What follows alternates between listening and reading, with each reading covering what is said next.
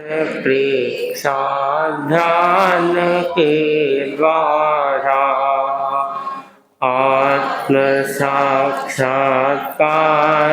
प्रेक्षा ध्यान के द्वारा स्वप्न हो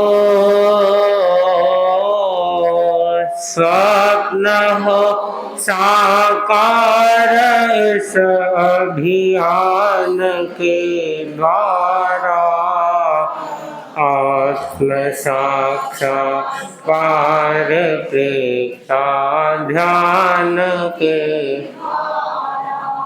आत्मना आत्मावलोकन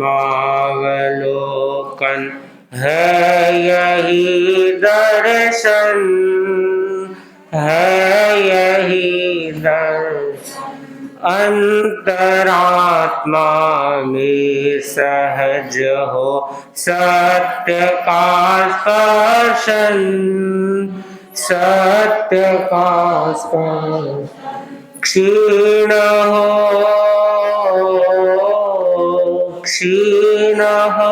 संस्कार अंतर्धान के द्वारा आत्म साक्षात्कार प्रेक्षा ध्यान के द्वारा मानसिक संतुलन जागृति और चित्त समाधि और चित्त समाधि निकट आती दूर जाती व्याधि आदि उपाधि व्याधि आदि उपाधि प्रेम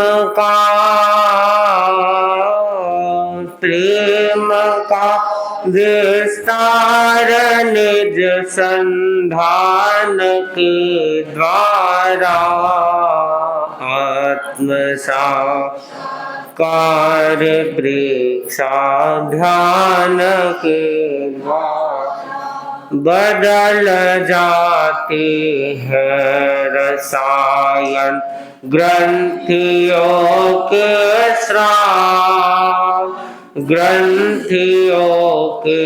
स्राव बदलते व्यवहार सारे बदलते हैं भाव बदलते हैं भाव बदलता संसार आना पान के द्वारा आत्म साक्षात्कार प्रेक्षा ध्यान के समस्या आवेग की है विकटतम जग में विकटतम जग आदतों की विवशता है व्याप्त रग रग में व्याप्त रग रग हो रहा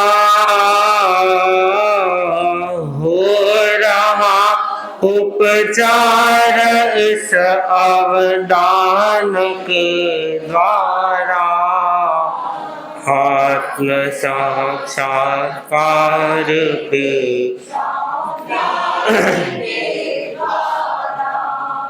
अनुप्रेक्षा और लेशा ध्यान कायोत्सव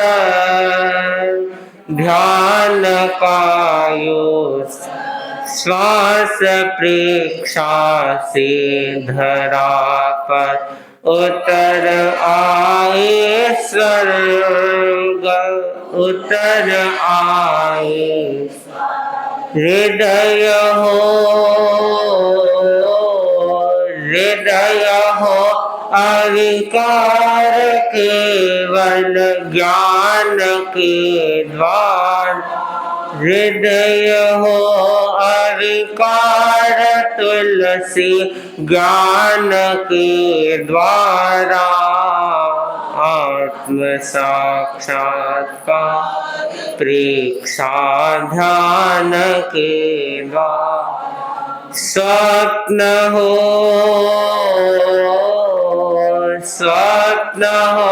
साकार इस अवधान के द्वारा आत्म साक्षात्कार प्रेक्षा ध्यान के द्वारा आत्म साक्षात्कार प्रेक्षा ध्यान के अहिंसा के अवतार भगवान महावीर स्वामी के श्री चरणों में कोटि से वंदन।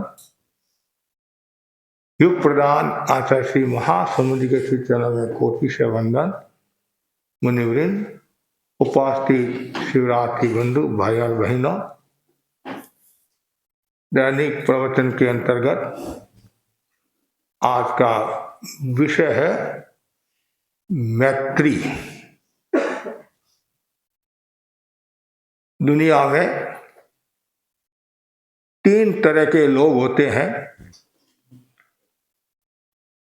एक वे लोग होते हैं जो आने वाले कल के बारे में सोचते हैं। दूसरे वे लोग होते हैं जो गए कल के बारे में सोचते हैं। तीसरे वे लोग होते हैं जो केवल वर्तमान के बारे में सोचते हैं। प्रेक्षा ध्यान की साधना वर्तमान में जीने की साधना है। भारतीय संस्कृति में ध्यान का बहुत बड़ा मूल्य है। एक शब्द में यदि हम कहें, ध्यान भारतीय संस्कृति की आत्मा है। ध्यान यदि निकाल दे, पीछे शून्यता के अलावा कुछ नहीं रहेगा। ध्यान स्वदर्शन की प्रक्रिया है, आत्मबोध की प्रक्रिया है और ध्यान के द्वारा विषम से विषम परिस्थिति को सम व स्निग्ध बनाया जा सकता है। ध्यान ऊर्जा है, शक्ति है और प्राण शक्ति को प्रखर करने वाला तत्व है। ध्यान के माध्यम से, ध्यान की साधना से डाकू भी संत हो जाते हैं, नास्तिक भी आस्तिक हो जाते हैं, पापी भी पावन हो जाते हैं, क्रूर भी करुणाशील हो जाते हैं, खूनी भी मुनि हो जाते हैं, जीव भी शिव हो जाते हैं और कंकर भी शंकर हो जाते हैं। ध्यान नवनीत है।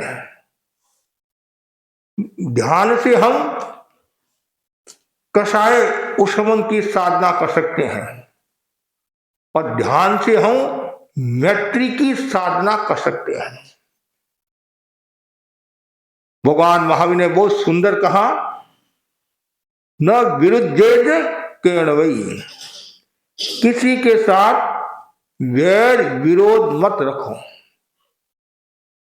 जो व्यक्ति वैर विरोध रखता है वह कभी भी सुख और शांति का जीवन जी नहीं सकता है। वैर में आनंद नहीं है तो किसमें आनंद है? मैत्री में आनंद है। आचार्य महाप्रज्ञ जी ने मैत्री का बहुत सुंदर अर्थ दिया, आत्मानुभूति। जो व्यक्ति आत्मानुभूति करता है, अर्थात जैसी मेरी आत्मा है वैसी दूसरों की आत्मा है। सब जीव जीना चाहते हैं, मरना कोई नहीं चाहता है। शांत सुधारस में भी कहा गया है, सब मेरे प्रियजन हैं, स्वबंधु सब मेरे हैं। ये जो भावना भाता है, जैसा मेरा सुख वैसा उसका सुख, वैसा मेरा दुख वैसा उसका दुख, इसलिए हर पल हर क्षण ये मन में भावना भाव, मेरा किसी से गैर विरोध नहीं है और मेरी आत्मा ही शत्रु है, मेरी आत्मा ही मित्र है। ये तत्व यदि समझ में आ जाए तो व्यक्ति काफी हद तक समस्याओं से निजात पा सकता है और समाधान को प्राप्त हो सकता है। आवश्यकता है हमारे भीतर में हमेशा मैत्री का भाव रहे। शांत सुदारस में कहा है, सर्वे ते प्रिय बंधवा, सर्वे ते प्रिय बांधवा, नहीं रिपुरिय कोपी, मां कुरु कली कलुषम मनो, निज सुकृत विलोपी। तुम मित्रता का चिंतन करो। इस जगत में सभी प्राणी तुम्हारे प्रिय स्वजन हैं, तुम्हारा कोई शत्रु नहीं है। तुम अपने मन को कलह से कलुषित मत बनाओ। कलह सुकृत का नाश करने वाला है। यह बंधुत्व का चिंतन जिस व्यक्ति के भीतर होता है वह व्यक्ति प्रोग्रेस करता है, उन्नति करता है और उस शांत कषाय का हेतु बन जाता है, अर्थात जिसके भीतर में मैत्री का भाव है। मैत्री का अर्थ सब में आत्मानुभूति, सब में आत्मोपम्य बुद्धि का विकास। आत्मा के द्वारा आत्मा को देखो, ये ध्यान का सूत्र है। और स्वयं को आत्मा को देखना, स्वयं की आत्मा को देखना और दूसरों की भी आत्मा को देखना बहुत जरूरी है। आत्मा को देखना, बहुत कम व्यक्ति है जो आत्मा को देखते हैं, ज्यादातर शरीर को देखते हैं। मेरा शरीर कैसा है? कुछ लोग तो शरीर पर इतना समय व्यतीत करते हैं।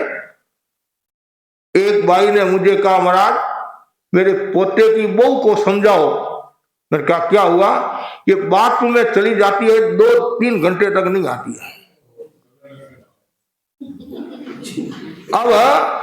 अब कुछ भी करती होगी वो अलग बात है, तो कहने का मतलब 2-3 घंटे बाथरूम में यदि रहती है तो इसका मतलब है या तो कपड़ों में आ सकती है या शरीर में आ सकती है या और कोई कारण हो सकता है।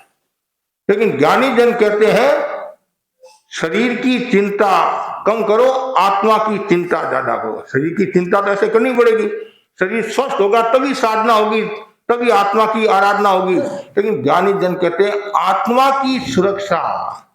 जो व्यक्ति आत्मा को देखता है वही व्यक्ति परमात्मा को जान सकता है, देख सकता है। और जो आत्मा को ही नहीं जानता है, आत्मा को नहीं मानता है, तो फिर वो आगे कैसे बढ़ेगा? जानना, मानना, देखना, तो हर पल हर क्षण आत्मा को देखो, बार बार चिंतन करते रहो। संपिक अपगम प्रेरणा में आत्मा के द्वारा आत्मा को देखना।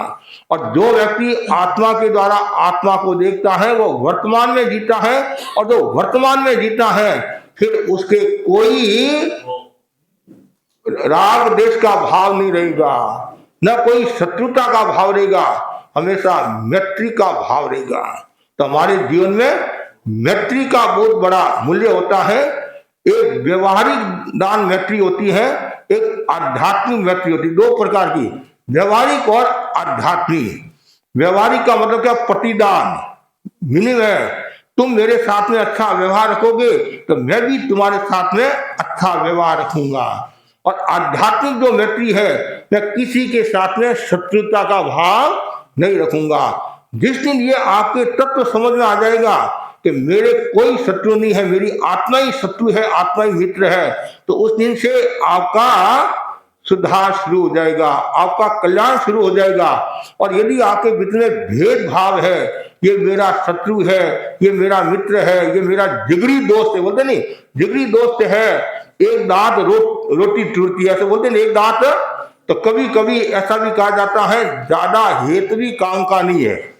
हमारे महामना मंत्री मुनि फरमाते थे, मगन लाली स्वामी, कोई कहते महाराज इनके साथ अच्छा बनता है, अच्छी जोड़ी है, तो मंत्री मुनि फरमाते एक चातुर्मास साथ में करके देख लो, एक चातुर्मास साथ में करके देख लो, तो पता चलेगा कितनी अच्छी जोड़ी है। जब तक अब ये सब क्यों होता है, कोई कारण भी हो सकता है, लेकिन मूल बात यह है साथ में रहने से पता चलता है कौन कितना गहरा है, कौन कितनी मैत्री रखने वाला है। पान खिलाने वाला दोस्त है, स्वार्थ की पूर्ति होती है तो वो दोस्त ही दोस्त है, और स्वार्थ की पूर्ति नहीं हुई तो वो आपका दुश्मन हो जाएगा, वैरी हो जाएगा।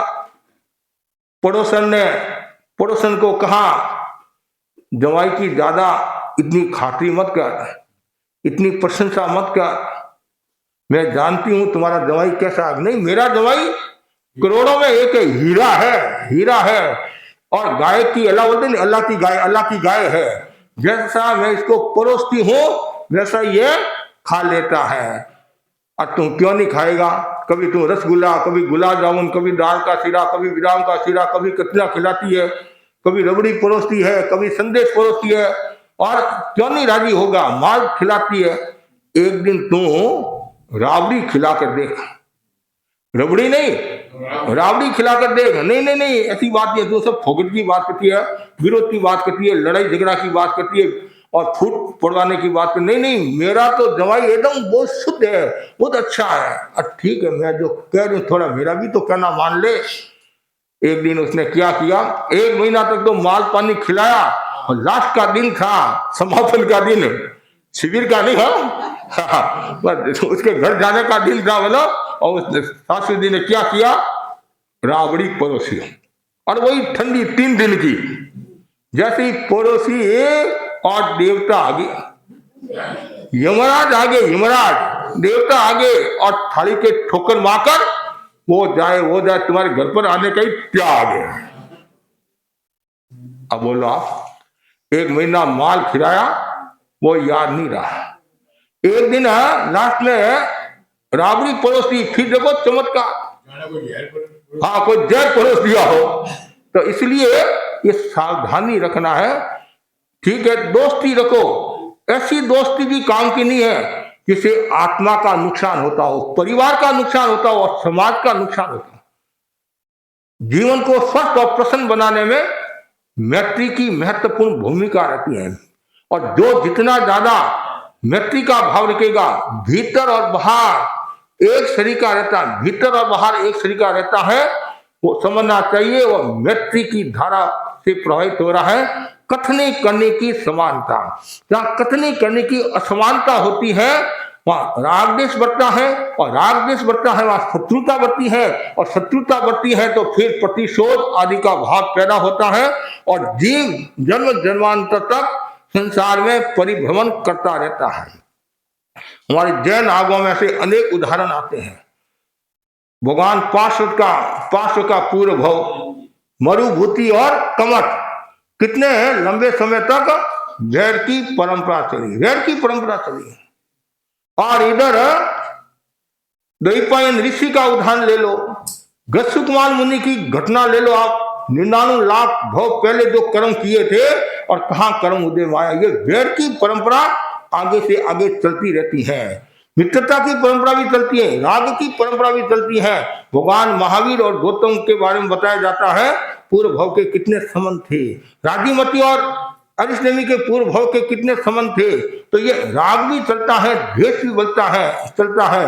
भगवान महावीर ने पूर्व भव में त्रिपुष वासुदेव के भव में जो कर्म किए थे, जब भगवान बने नहीं और छद्मत अवस्था में उनके कर्म उदय में आए थे। कर्म उदय में आए नहीं आए, तो ये परंपरा चलती रहती है। लेकिन यदि आपको मोक्ष में जाना है तो वैर को वैर से समाप्त नहीं किया जा सकता है, हिंसा को हिंसा के द्वारा समाप्त नहीं किया जा सकता है। खून से सना कपड़ा खून से साफ नहीं होता है, उसके लिए पानी और साबुन की आवश्यकता होती है। उसी प्रकार वैर को मिटाने के लिए मैत्री की आवश्यकता रहती है। सब मेरे मित्र है, सब मेरे मित्र है, सब मेरे मित्र है। एक व्यक्ति का लड़का एक्सीडेंट में गुजर गया तो पुलिस आदि आई, सब कुछ तो बयान देना पड़ता है। अब उस सेठ के मन में क्या भावना आई कि यदि मैं कहूंगा इस ड्राइवर की गलती है या सामने वाले व्यक्ति की गलती है, मेरा लड़का तो गया, ये भी बेचारा जेल में जाएगा और परिवार इसका बर्बाद हो जाएगा। क्यों? कि मृत्यु का केस है। तो देखो, चिंतन, मैत्री का भाव, प्रमोद भावना, कितना सकारात्मक सोच का भाव, उसने क्या बयान दिया, इस ड्राइवर की, इस व्यक्ति की कोई गलती नहीं है, मेरे लड़के की गलती थी। वह जो रोड पार करा था इसकी कोई गलती नहीं है, उसकी गलती है, वो गलत रास्ते से गया, इसका बेचारा का क्या दोष है, वो बरी हो गया। ये कब होता है, जब मैत्री का भाव होता है। और आज तो ये स्थिति बनती है, गलती आपकी है, फिर भी अपने आप को सिद्ध करने के लिए न जाने कितने आप उपाय हथकंडे ढूंढते हैं, तो नहीं नहीं मेरी गलती नहीं है, इसकी गलती है। तो इसका मतलब है आपके भीतर में शत्रुता का भाव है, आपके भीतर में विरोध का भाव है। तो जहां शत्रुता विरोध है वहां मैत्री खंडित होती है, प्रसन्नता खंडित होती है और स्वास्थ्य पर बुरा असर आता है। मैत्री क्यों खंडित होती है, इसका बड़ा कारण है स्वार्थ की पूर्ति नहीं होना। बड़ा कारण क्या है, स्वार्थ की पूर्ति नहीं होना। और आपका स्वार्थ चलता है तब तो अच्छे हैं, स्वार्थ नहीं सदा तो समस्या आ जाती है। इसलिए निस्वार्थ भाव की साधना करो, निष्काम भाव की साधना करो। और संघ की सेवा करते हो, समाज की सेवा करते हो या किसी भी सेवा करते हो, उसमें ये भावना नहीं होनी चाहिए मेरे को कुछ मिले, मेरे को कुछ मिले, और नहीं मिला तो शत्रुता का भाव पैदा हो जाएगा। तो शुरू से ये चिंतन करो, मैं मेरे कर्तव्य का निर्वहन करा हूं और मेरा जो कर्तव्य है वह पूरा करा हूं। हमारे बड़े संत मुनि मोहनलाल जी आमिर फरमाते थे, कोई प्रशंसा के लिए कार्य नहीं करना, दिखावा के लिए कार्य नहीं करना। गुरु हमारी प्रशंसा करे, गुरु हमारे लिए दो शब्द फरमाए, उसके लिए नहीं करना। तेरा कर्तव्य है, तुम धर्म संघ का साधु है, तेरा नैतिक कर्तव्य है, जिस संघ से तुम ले रहा है उस संघ की सेवा करना। कितनी सुंदर बात है। यदि ये भावना सबके भीतर में आ जाए, श्रावक समाज के भीतर में आ जाए, तो समझना चाहिए श्रावक समाज स्वस्थ होगा, और स्वस्थ होगा तो उसके भीतर में मैत्री का भाव रहेगा। और मैत्री का और प्रतिक्रिया विरक्ति का गहरा संबंध है। आप यदि कोई प्रतिक्रिया करते हैं, प्रतिक्रिया की, आलोचनात्मक प्रतिक्रिया की, तो सामने वाले व्यक्ति के करंट लगेगा, और करंट लगेगा तो द्वेष का भाव आएगा। यदि आप राग की बात करते हैं तो वैसा रूप होगा, और द्वेष की बात करते हैं वैसा रूप होगा। तो प्रतिक्रिया विरक्ति और मैत्री का गहरा संबंध है। यदि आप प्रतिक्रिया विरक्ति की साधना करते हैं तो समझना चाहिए मैत्री का विकास हो रहा है। और आप प्रतिक्रिया करे हैं, अनावश्यक आलोचना करे हैं या समीक्षात्मक बात नहीं करे हैं, तो इससे क्या होगा, वैर विरोध बढ़ेगा। कभी कभी आपको कोई आकर कहता नहीं, अमुक व्यक्ति आपके बारे में बता रहा था, ऐसा करा है, ये आग लगा दी, तो वो मैत्री खंडित होगी। क्यों खंडित होगी, आप में वो समता का भाव नहीं रहा, आप में विषमता का भाव आ गया। इसलिए हमेशा ये भावना भाव, मुझे मैत्री का विकास करना है, प्रतिक्रिया विरक्ति का विकास करना है। हमारी जो उपसंपदा है, उस संपदा के जो 5 सूत्र है, उनमें दूसरी उपसंपदा कौन सी है, प्रतिक्रिया विरक्ति, और एक उपसंपदा है मैत्री। ये सब एक दूसरे से जुड़े हुए तत्व है। तो हमारे भीतर में जितनी ज्यादा प्रतिक्रिया विरक्ति का भाव होगा, और प्रेक्षा ध्यान क्या सिखाता है, प्रतिक्रिया विरक्ति की साधना करो। आप ये क्रिया करो, प्रतिक्रिया मत करो। और प्रतिक्रिया करना भी है तो समीक्षात्मक प्रतिक्रिया करो, और फिर ये भावना भाव कि मैं एक दिन अक्रिया की स्थिति में आ जाऊं, कोई क्रिया नहीं, मन वचन काया को स्थिर, और फिर अयोगी अवस्था, अक्रिया अयोगी अवस्था, फिर सिद्ध बुद्ध मुक्त हो जाएगा। तो ये मैत्री और प्रतिक्रिया विरक्ति का गहरा संबंध है। मैत्री और अहिंसा का गहरा संबंध है। अहिंसा का विकास कब होगा, तब आपके भीतर में मैत्री का भाव होगा। भगवान महावीर मैत्री के मंत्र दाता थे। भगवान महावीर अहिंसा के अवतार थे।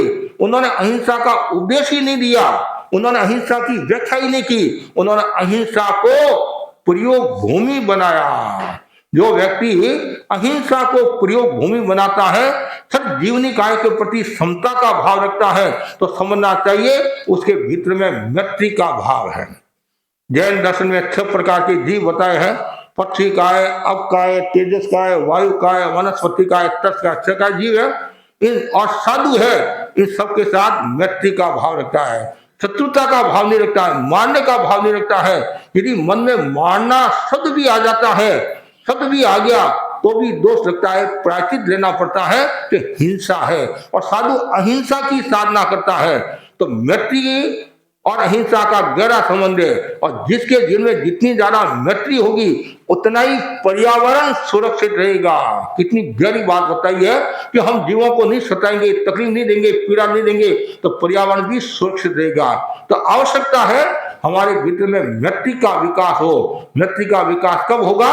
तो भीतर में अहिंसा का भाव होगा। तो गुरुदेव तुलसी उत्तर प्रदेश बिहार इधर की यात्रा में थे। एक पादरी जी आए, पादरी जी आए और बातचीत के दौरान उन्होंने कहा कि आपने बाइबल को पढ़ा? पादरी ने गुरुदेव तुलसी को कहा पढ़ा तो नहीं है, देखा है, सरसरी नजर से देखा है। तो नहीं, उसमें बहुत बढ़िया बातें हैं, ऐसी बातें हैं। खूब बखान करने लगा, खूब प्रशंसा करने लगा। गुरुदेव ने कहा मैंने देखा है बाइबल को, लेकिन पूरी पढ़ी नहीं। कि नहीं, ऐसी ऐसी बातें हमारे भगवान ने कही है, किसी ने और किसी भगवान ने नहीं कही है। जैसे ये बात कही गुरुदेव तुलसी समझ गए पर्दा सा। गुरुदेव तुलसी थे, अहंकार बोल रहा है, अहंकार। वहां ईसा मसीह ने मतलब अच्छी बातें बताई है कि नहीं, ऐसी बात बताई है कि शत्रु से भी प्रेम करो। क्या कहा? शत्रु से भी प्रेम करो। जैसे ये बात थी, गुरुदेव तुलसी थे, उन्होंने चिंतन करके कहा बहुत अच्छी बात है, शत्रु से प्रेम, विरोध का भाव नहीं रखना। लेकिन आपके ध्यान में पादरी जी, भगवान महावीर ने इनसे भी ऊंची बात कही है। जैसे ये बात ही वो सब पका गया, ऐसी कौन सी बात हो सकती है? हो ही नहीं सकती है। शत्रु से प्रेम के अलावा तो कोई बात ही नहीं है। भगवान महावीर ने कहा है किसी को शत्रु मानो ही मत, किसी को शत्रु मानो ही मत।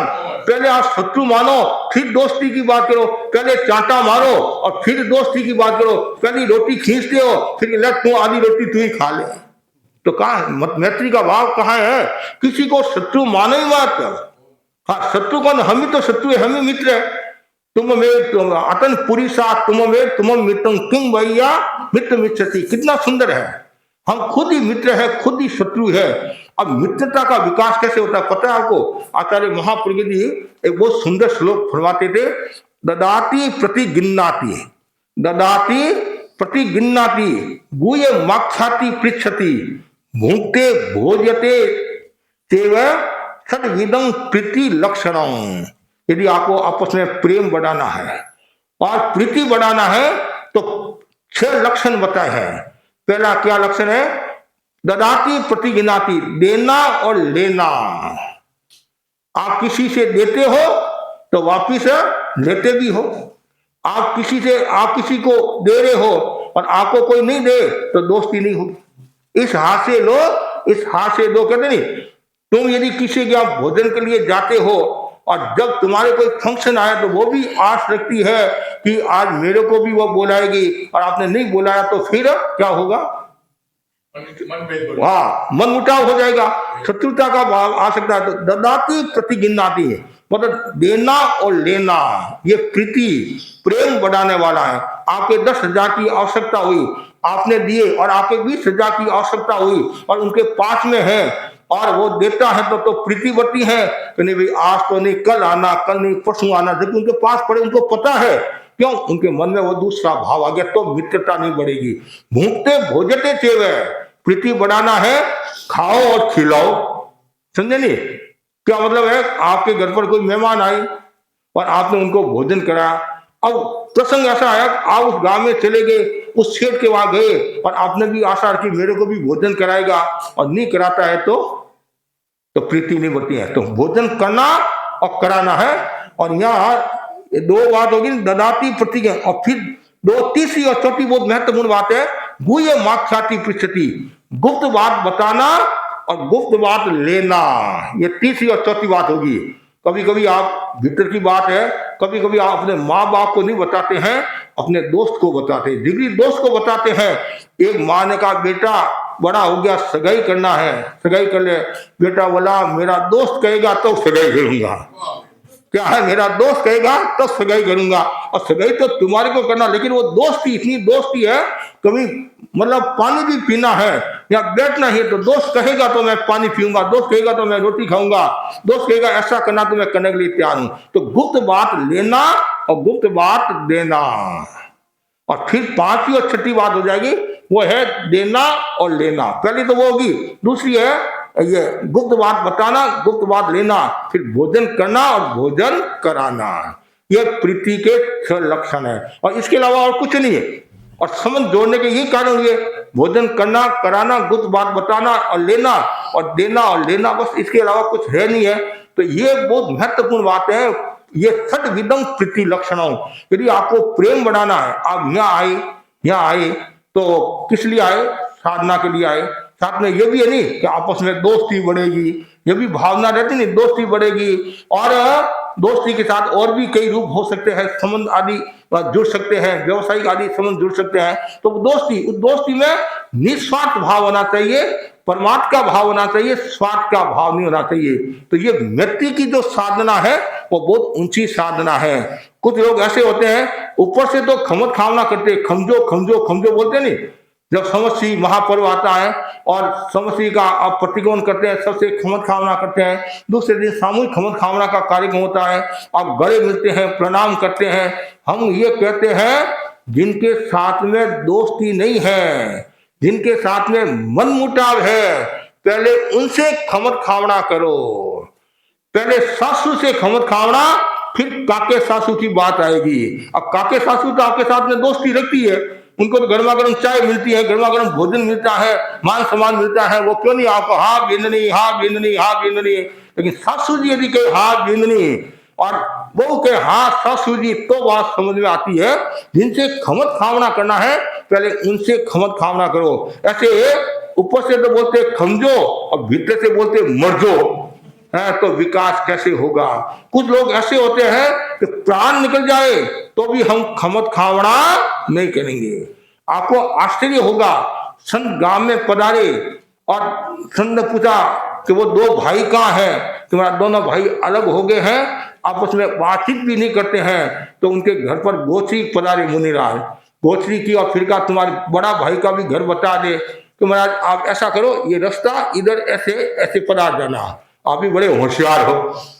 हाँ तो नहीं, संत तो संत ने कहा तू बता तुम्हारे भाई का घर। उसका मन नहीं था, लेकिन संत के प्रति आस्था थी और संत के साथ गया। वो बाहर खड़ा नहीं, अंदर तू सेवा कर, अंदर सेवा कर। वो अंदर गया और कहा खमत खावना कर, खमत खावना कर, बड़े भाई से खमत खावना कर। बड़ा भाई बीमार था, सोया हुआ था, बीमार था, और जैसे ही भाई को देखा और आया गुस्सा और ऐसी लात मारी संत के सामने, बीच से वो टकराया और उसका माथा फूट गया।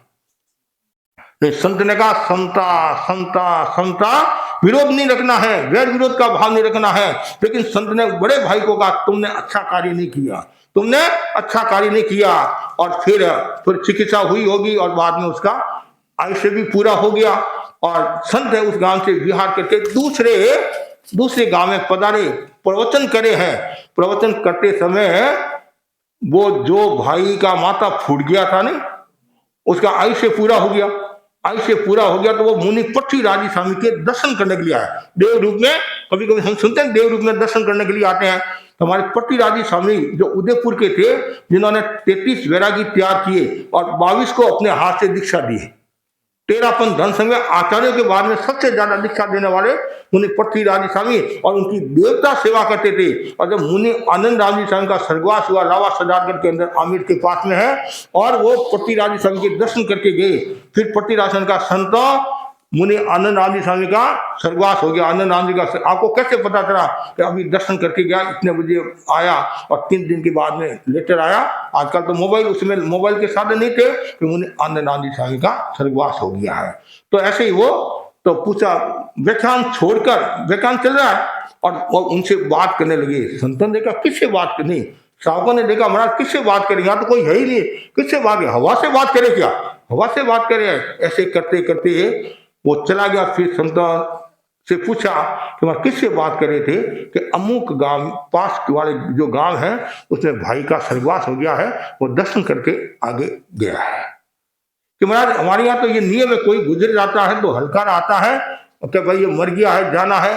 अभी तो कोई सूचना आई नहीं हमारे पास, तो और थोड़ी देर के बाद वो सूचना भी आ गई। और संत ने पूछा कि भाई तू देवलोक में गया तो तुम्हारे भाई की गति क्या? भाई की तो महाराज आपकी कृपा से मैं तो देवलोक में गया हूं और मेरा भाई मरकर नरक में गया है।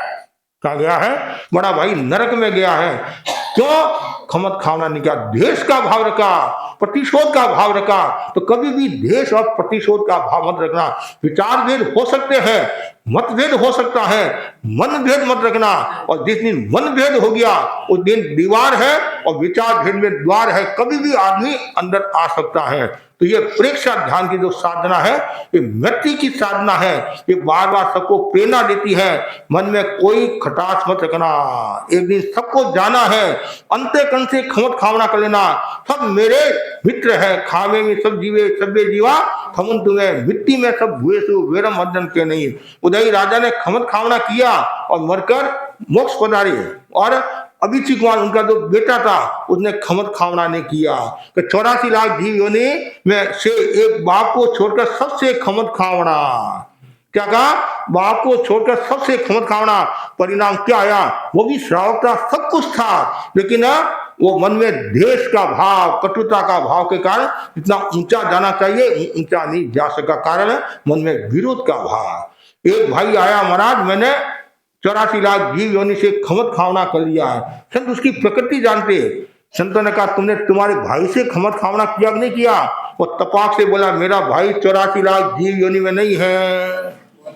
तो क्या 85 लाख जीव योनि में है? अरे जिनसे खमत खावना करना उनसे खमत खावना करो। तो ये प्रेक्षा ध्यान की जो साधना है, ये खमत खावना की साधना है, ये प्रायचित की साधना है और ये मृत्यु की साधना है। और निरंतर प्रेक्षा ध्यान की साधना करोगे तो आपको बहुत बड़ी सफलता मिलेगी। तो बस मैं इतना ही आपको कहना चाहता हूं कि ज्यादा से ज्यादा भाई बहनों को प्रेक्षा ध्यान की साधना करनी चाहिए। हम गुरुदेव तुलसी के और महाप्रकृति के आभारी हैं जिन्होंने ये बहुत महत्वपूर्ण ध्यान साधना पद्धति हमें दी है। ध्यान क्या है? समता में उतरना। ध्यान क्या है? मन का खुला आकाश। ध्यान क्या है? नव सूर्योदय का होना। ध्यान क्या है? चेतना का विस्तार। ध्यान क्या है? स्वयं को देखना और पढ़ना। ध्यान क्या है? संवेग नियंत्रण। ध्यान क्या है? जीवन में संतुलन। ध्यान क्या है? नींद की पूर्ति। ध्यान क्या है? भीतर की क्रांति। ध्यान क्या है? स्वयं का स्वयं से मिलन और विद्या की साधना ध्यान है। और ध्यान में भी परीक्षा ध्यान, गहराई के साथ देखना और जानना। ये 8 दिवसीय परीक्षा ध्यान का लास्ट और समापन दिन है। तो मैं सभी शिवरात्रियों के प्रति आध्यात्मिक मंगल कामना करता हूं। आप जिस उद्देश्य के साथ आए वह उद्देश्य आपका पूर्ण हुआ होगा, सफल हुआ होगा। और हमारे प्रशिक्षिकाओं ने बहुत मेहनत की है, व्यवस्थापकों ने भी अपने कर्तव्य का निर्वहन किया है। और निर्विघ्न प्रवृत्ति के लिए सभी को साधुवाद देता हूं। इसी आशा के साथ ओम आरहम। जो महासभा के महामंत्री भी रहे हुए ने, महासभा के महामंत्री भी रहे हुए हैं और युवा परिषद से भी जुड़े हुए थे। और इनके घर सुमन भाई भी आया, हाँ बेटा आए हैं। दोनों के प्रति खूब आध्यात्मिक मंगल कामना, खूब अध्यात्म के क्षेत्र में विकास करें, संघ की सेवा करते रहें।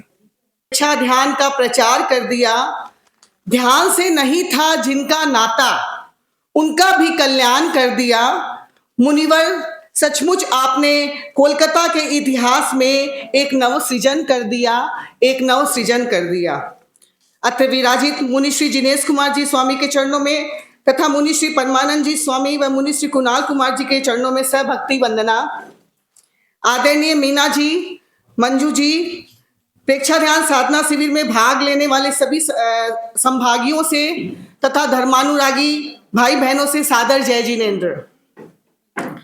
8 दिवसीय साधना शिविर का आज अंतिम दिन है और इसे हम समापन समारोह के रूप में मना रहे हैं। गुरु कृपा से तथा मुनि श्री जी की प्रेरणा से यह शिविर सानंद संपन्न हुआ है या संपन्नता की ओर है। इस शिविर की सबसे खास विशेषता मैंने जो महसूस की है वो ये है कि इस शिविर में सभी एज ग्रुप के लोगों ने अपनी संभागिता दर्ज करवाई है। तो अब इसकी शुरुआत हम जो इस शिविर में युवा पीढ़ी जो थी उनके द्वारा एक नाटक की प्रस्तुति की जाएगी। तो उन सब से निवेदन अपनी प्रस्तुति के लिए। खोजता हूँ बाहर जिस सुख को, वह तो अंदर ही विराजमान है। दुनिया की चकाचौंध में खो गया हूँ, कि पता ही नहीं प्रेक्षा ध्यान ही अंजाम है और स्वयं ही भगवान है। हम सभी इस जीवन की समस्याओं जैसे stress, tension, anxiety, health issue से परेशान है और उसका निजात पाने के लिए उपाय ढूंढते रहते हैं। तो आइए एक प्रस्तुति के द्वारा जानते हैं आज के युवाओं के लिए क्या है और क्या हो सकता है प्रेक्षा ध्यान। प्रस्तुति के लिए मैं बुलाना चाहूंगी, प्रस्तुति के लिए आएंगे आयुषी दसानी, नवीन सेठिया, श्री सिंघी, वत्सल गोयल, आदिति दसानी, संजोग कुमार पारक और गौतम बंसाली। और भाई लोग क्या हालचाल? बढ़िया बढ़िया। तुम बताओ और क्या चल रहा है? यार इतनी एंजाइटी होके रखी है, इंटर्नशिप का स्ट्रेस और कॉलेज का स्ट्रेस। तुम लोग बताओ ना, तुम लोग का क्या चल रहा है? सही में यार, आजकल कॉलेज में भी रोज हर दिन तो एक तो ये लोग जो एकदम से दिमाग खराब हो जाता है यार। यार तुम लोग ने देखा वो शर्मा जी का बेटा शर्मा वर्मा, उसका गूगल में जॉब लग गया, उसने पोस्ट करा इंस्टाग्राम पे। अब मम्मी देख ली, मम्मी मेरे को पूछे तुम्हारा जॉब कहाँ लगने वाला है, हम क्या बोला, मैं तो इंटरव्यू भी नहीं आ रहे। अरे यार क्यों इतना टेंशन लेते हो, जो होगा देखा जाएगा। अभी कॉलेज लाइफ है, एंजॉय करो, चिल करो, क्या है टेंशन लेके, बाद में देखेंगे जो होगा। क्या आप रोज हर टाइम स्ट्रेस स्ट्रेस स्ट्रेस और हर टाइम टेंशन होता है आपको? अगर कोई दिक्कत नहीं हो तो एक बात पूछूं? ज्ञान तो सभी को ही दे रहे हैं, आप भी एक काम करो, थोड़ा सा दे ही दो।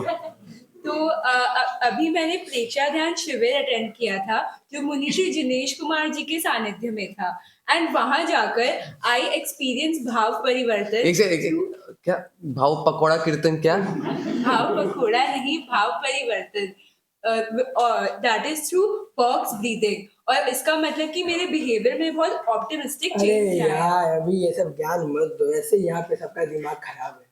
आप अपने ज्ञान से हमें और वो ना करें, परेशान प्लीज आप जाइए। As you wish. सही बात है। चलो यार अपने भी चलते हैं भाई, कैफे वैफे का हुक्का हुक्का पीते हैं। चलो अरे पहले अपना ये तो चाय तो खत्म कर लो जो टेबल पे है। चलो। सारा दिन इंस्टाग्राम, सारा दिन इंस्टाग्राम। कॉलेज में यही सीख। एक सेकंड, इंस्टाग्राम ही नहीं है क्या ये? ब्रीदिंग ये सब क्या सीख रही है तू कॉलेज से? मम्मी को बता। रुक मम्मी, देखो आपकी बेटी क्या सीख रही है आजकल कॉलेज से। क्या कर रही हो?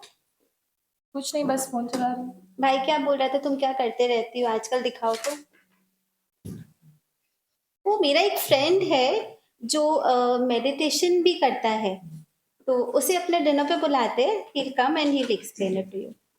ओके, कल आएगा वो, तुम रहोगी ना घर पे? आप जैसा बोलो।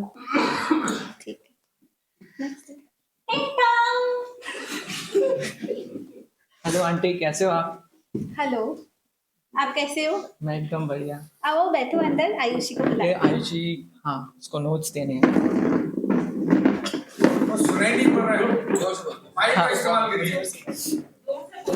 आप लोग बातें करो, मैं कॉफी ला रही हूँ। हाय आयुषी, कैसी हो? मैं ठीक हूँ, आप कैसे हो? एकदम। यार कॉलेज का कितना स्ट्रेस रहता है, प्रोजेक्ट्स करो, नींद नहीं आती है, इतना चेंज हो गया सब कुछ, हर चीज में प्रेशर, सबको ही तो स्ट्रेस हो रहा है। अरे मैं भी तो 2 साल पहले था, मुझे तो इतना स्ट्रेस नहीं हुआ। आप देखो हर जगह, आप किस दुनिया में रह रहे हो, सबको स्ट्रेस है। नहीं, स्ट्रेस लेने का नहीं, आज का दुनिया एकदम चिल का है। अभी कॉलेज लाइफ में चिल नहीं करोगे तो आगे कैसे कोप अप करोगे? तो आप ही कुछ ट्रिक्स बता दो ना अरे चिल करने आप के। बहुत सारे ट्रिक्स है, you can do breathing exercises करो। ब्रीदिंग एक्सरसाइज, सांस तो ऐसे ही लेते हैं, इसमें एक्सरसाइज की क्या बात है? नहीं, सांस लेने का भी तरीका होता है। अगर आप सांस ठीक तरीके से लोगे तो आपका ये स्ट्रेस और ये सब नहीं रहेगी। आप सांस लेना है तो आपको ट्रिक्स मिल जाएंगे ऑनलाइन, कहीं भी सर्च करो। नहीं तो आपने बॉक्स ब्रीदिंग के बारे में सुना है? मेरी एक फ्रेंड ने बताया तो था, तो बस ऐसे सर्च किया है, वैसे कुछ नहीं पता ना, मुझको कोई इंटरेस्ट है इस सब में। नहीं, आप बॉक्स ब्रीदिंग आप सर्च कर सकते हो। आप प्रेक्षा ध्यान का एक ऐप भी डाउनलोड कर। एक मिनट, ध्यान व्यान ना, ये सब बड़े बूढ़ों दादी नानियों का काम है। नहीं, टाइम वेस्ट हमारे काम का नहीं है। नहीं, हम लोग जैसे लोग भी ध्यान करते हैं। मैंने भी 5 साल पहले किया था, तब से मैं रेगुलर प्रैक्टिस करता हूँ, उससे बहुत कुछ इफेक्ट हुआ है। ये कोई ऐसी दादी अम्मा लोग ऐसे लोग ही नहीं करते हैं। हम लोग जैसे भी लोग जाते हैं, लोग वहाँ 12 साल की उम्र से लेके 80 तक सब टाइप के लोग हैं। लास्ट शिविर में तो 5 से 6 जन थे जो कि बिटवीन 10 to 30 थे। आपको जाना चाहिए, आपको ट्राई करना चाहिए ये सब। ये पूरा एकदम साइंटिफिक वो है। आपको लग रहा होगा कि ये इलॉजिकल, वहाँ पे ध्यान हम लोग को आंख बंद करके बिठा देंगे, ऐसा कुछ नहीं, खाली ध्यान में वो नहीं है, उसमें बहुत कुछ आता है, आसन, प्राणायाम। इससे आपकी बॉडी एकदम रिलैक्स हो जाएगी, फ्लेक्सिबल हो जाएगी और फिर आप ध्यान करोगे। फिर ऐसा कुछ नहीं है कि आपको बस वहाँ जाके आंख ही बंद करना है। सीरियसली ऐसा भी होता है? हाँ जी। अभी तो सभी बच्चों का यही प्रॉब्लम है, सब डिप्रेस्ड रहते हैं, सब स्ट्रेस में रहते हैं। हाँ, ये तो ये स्ट्रेस शिविर बड़ों के लिए भी है क्या या सिर्फ बच्चों के लिए? नहीं, सभी कर सकते हैं इसको, एज 10 से लेके मैं भी जा 80 सकती तक। हूँ? जी आंटी, आप दोनों जा सकते हो। एकदम आप लोग वहाँ एकदम बहुत अच्छा रिलैक्स कर सकते हो।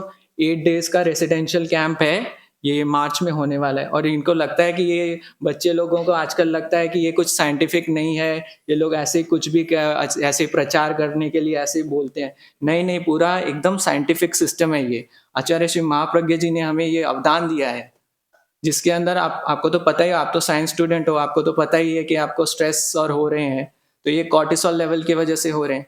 आप कुछ भी प्रैक्टिस करोगे, ओनली ब्रीदिंग की प्रैक्टिस करो, उसमें बॉक्स ब्रीदिंग, समताल श्वास बोलते हैं हम लोग, उसको या प्रैक्टिस करो तो आपकी उससे कॉर्टिसोल लेवल्स कम हो जाएंगे, सेरोटोनिन और मेलाटोनिन का इंक्रीज, हैप्पी हार्मोन्स आपके अंदर डेवलप होंगे। आप बोल रहे थे आपको नींद नहीं आ रही है, नींद भी आपको अच्छे आने लगेगी, आपको जल्दी नींद आएगी और क्वालिटी नींद आएगी। आपको जैसे अभी 8 घंटे 10 घंटे और फिर आप उठते हो तो आपको लेजीनेस फील होती है, वो सब फील नहीं होगा। आप 6 घंटे के बाद भी उठोगे तो एकदम रिफ्रेश्ड, एकदम पूरे दिन को अच्छे से यूटिलाइज कर पाओगे। फोकस इंक्रीज होगा आपका। आपको अब जो ये 6 घंटा पढ़ना पड़ता है, वो 2 से 3 घंटे कॉन्सेंट्रेटेड वे में आप पढ़ोगे तो आपको ज्यादा अच्छा से याद होगा। स्ट्रेस लेने का नहीं और देने का भी नहीं, मैत्री का प्रयोग करें, ना लेने का ना देने का, समभाव से रहने का। मैं तो यही बोलूंगा, आपको अगर अभी भी विश्वास नहीं हो रहा, आप तो यूथ हो, आपको तो चाहिए लॉजिक, आपको चाहिए साइंटिफिक प्रूफ्स, आप ये 1 वीक के लिए या 10 डेज के लिए ये ऐप डाउनलोड कर लो। इसमें ओनली समताल श्वास 10 मिनट्स एवरी डे करो, रात को सोने के टाइम या फिर अर्ली मॉर्निंग, तो आपको खुद ही पता चल जाएगा डिफरेंस अपने अंदर कि कैसे आप उसमें आपको क्या उसमें डिफरेंस लगे। अगर आपको उसमें डिफरेंस लगे तो आप लोग कहीं शिविर में जा सकते हो, मार्च में होने वाला है कैलकाटा में। अब तो लाडनू भी जाने की जरूरत नहीं है, आपको इतना दिन वो भी नहीं लगेगा कि हमें इतना दिन लाडनू जाना है। अगर वो भी नहीं हो, अगर आप प्रोफेशनल या फिर आपको कोई इंटर्नशिप और है, तो आप ये 3 डेज 1 डे का कैंप भी होते रहते हैं ओकेजनली। मैं भी अब ट्रेनर बन चुका हूँ। 5 साल पहले जब मैंने किया था, उसके बाद तो मुझे लगा था कि ये क्या है, बट अच्छा लगने लगा, तो मैं भी अब 2 साल से प्रैक्टिस कर रहा हूँ, तो ट्रेनिंग का भी लेके मैं भी ट्रेनर हूँ। तो आप मुझे भी 1 दिन 2 दिन मैं क्लैंप्स लगाता हूँ, आप उसमें आ सकते हो। ये तो बहुत अच्छी बात है। आयुषी, अपने चलते, आपका एग्जाम कब फिनिश हो रहा है? मेरे तो फरवरी में फिनिश हो रहे हैं। ये तो परफेक्ट हो गया। अब हम लोग दोनों को एनरोल करवा लीजिएगा। श्योर, मैं अपनी टीम को बोल देता हूँ, वो आपको कांटेक्ट कर लेंगे।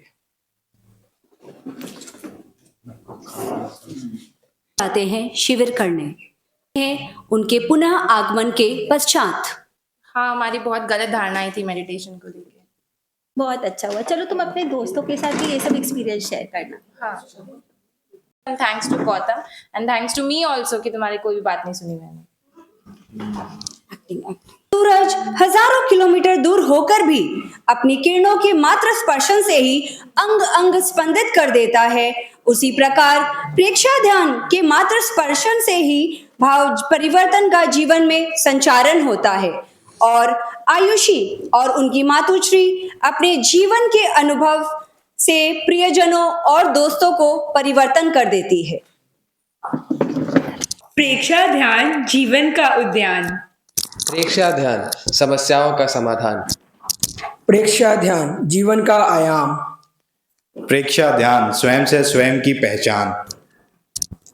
प्रेक्षा ध्यान जीवन जीने का विज्ञान। प्रेक्षा ध्यान अमृत का सोपान। प्रेक्षा ध्यान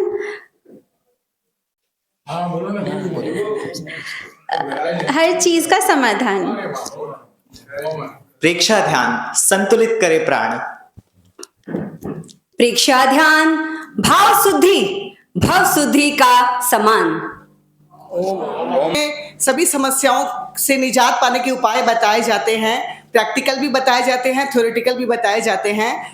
तो अभी जितने भी शिविरार्थी हैं उनमें से कुछ शिविरार्थी अपने अनुभव साझा करना चाहते हैं हम सभी के साथ। तो उसी श्रृंखला में मैं सबसे पहले श्री संजोग जी पारक को बुलाना चाहूंगी अपने अनुभव के साथ। गया है तो आप थोड़ा समय। उस वक्त पापा का कॉल आया था कि 4th to 11th जैन प्रेक्षा ध्यान का शिविर होने वाला है। तो मैंने बात टालने के लिए बोला हाँ ठीक है मैं आके देखता हूँ क्या फॉर्म भरना है कैसे नहीं भरना है। फिर जब मैं आया वेकेशंस में तो फिर पापा ने 3-4 बार बोला। मैं पहले तो टाल रहा था, ठीक है हाँ देखता हूँ। लेकिन पापा ने बहुत फोर्स नहीं बोलूंगा बट बहुत समझाया। एक तो प्रेक्षा ध्यान मेरे लिए बहुत इंपॉर्टेंट और मेरे विषय के लिए, जो मेरा विषय है मनोविज्ञान साइकोलॉजी, उसके लिए बहुत इंपॉर्टेंट है। ये इंपॉर्टेंस मुझे पता थी बट स्टिल वो एग्जीक्यूशन में नहीं आया था। लेकिन पापा के बोलने के चक्कर में बस मैंने प्रेक्षा ध्यान में एनरोल किया इस शिविर में।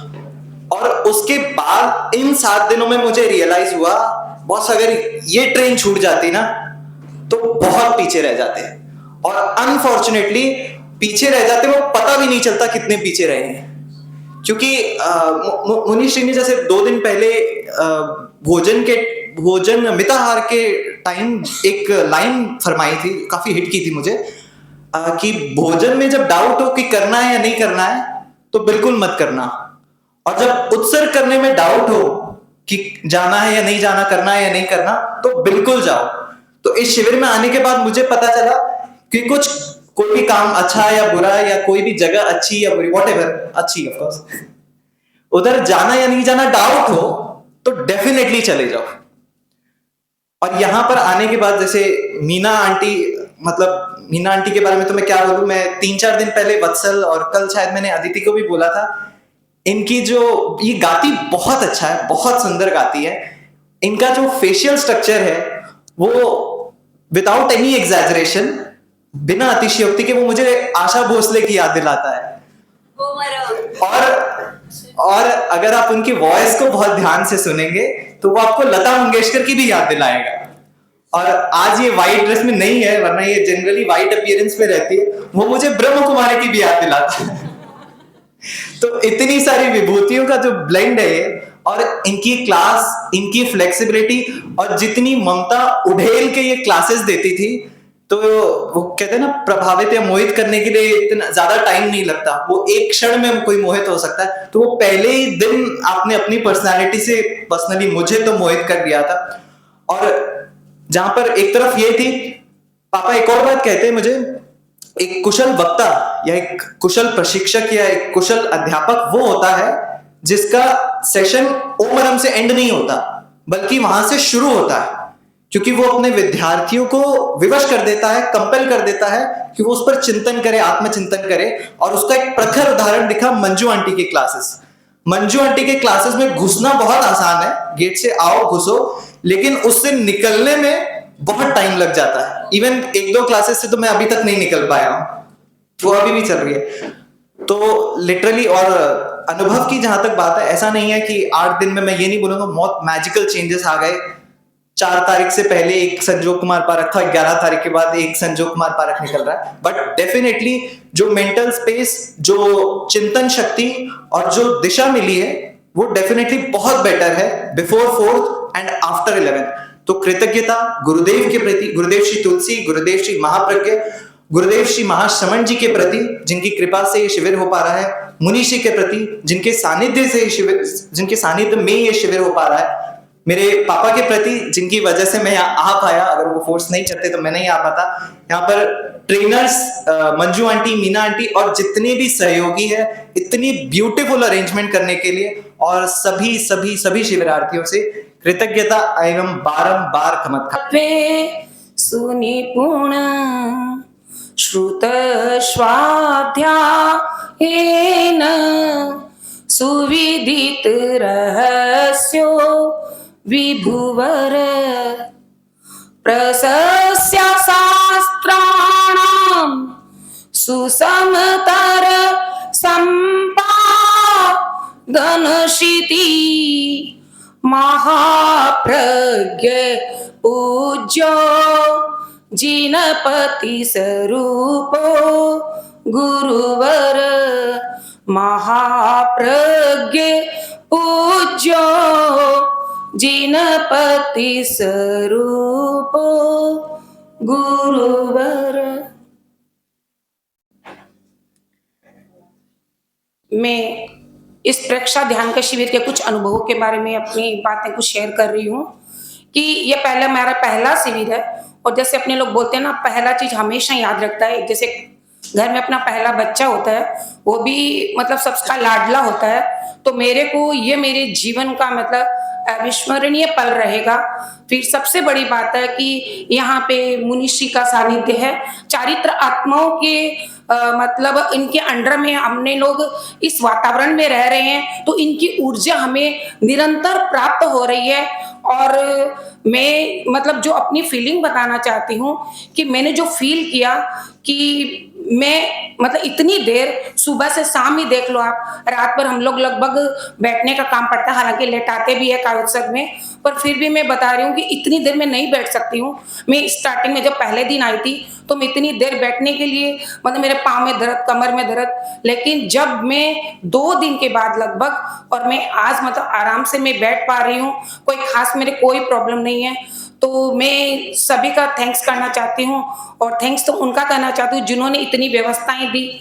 और मंजू जी और मीना जी के बारे में तो क्या बोलूं, मंजू जी का जो मतलब बोलने का तरीका, सिखाने का तरीका, उनका जो ऐसे लगता है कि हम लोगों से बातें कर रही है, कभी बोर लगता ही नहीं कि हम इनके क्लास में बोर हो रहे हैं। ऐसे लगता है आम बोलचाल के अपने लोग बातें कर रहे हैं। इतना ज्ञान मेरे को पता नहीं था, मैंने इनको इतना कभी सुना भी नहीं था कि मैंने इतना पर्सनली थोड़ी बहुत कभी कभी मैंने व्याख्यान में या कहीं पर सुना होगा, पर इतना मैंने इतने संग 8 दिन के संग जो इनका अनुभव था, वेरी नाइस।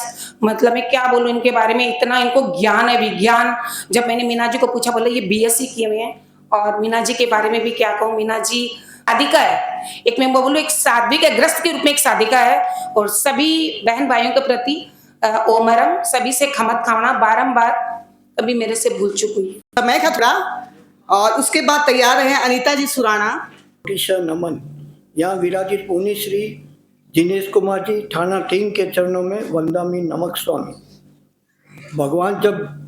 भगवान जब देता है, छप्पर फाड़ के देता है। वैदिक विलेज का सुरम्य वातावरण, प्रेक्षा शिविर और मुनि श्री का सानिध्य, सोने में सुहागा है, ठाठ लगा है।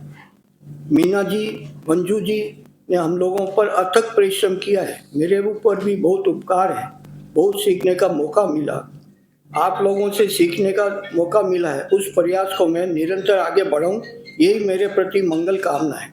समाई, संवर और प्रेक्षा ध्यान, इसको आगे बढ़ाऊं, अपने कषायों से मुक्ति की ओर आगे बढ़ूं, यही कामना है। और मैं मंजू जी को एक और धन्यवाद देता हूं कि उन्होंने मेरे को प्रेक्षा ध्यान की किताब दी है। उस किताब को मैं अक्सर पढ़ूंगा और पालन करूंगा। सभी से मेरा सादर जय जिनेंद्र। ये मेरा 8 दिवसीय शिविर पहला शिविर है।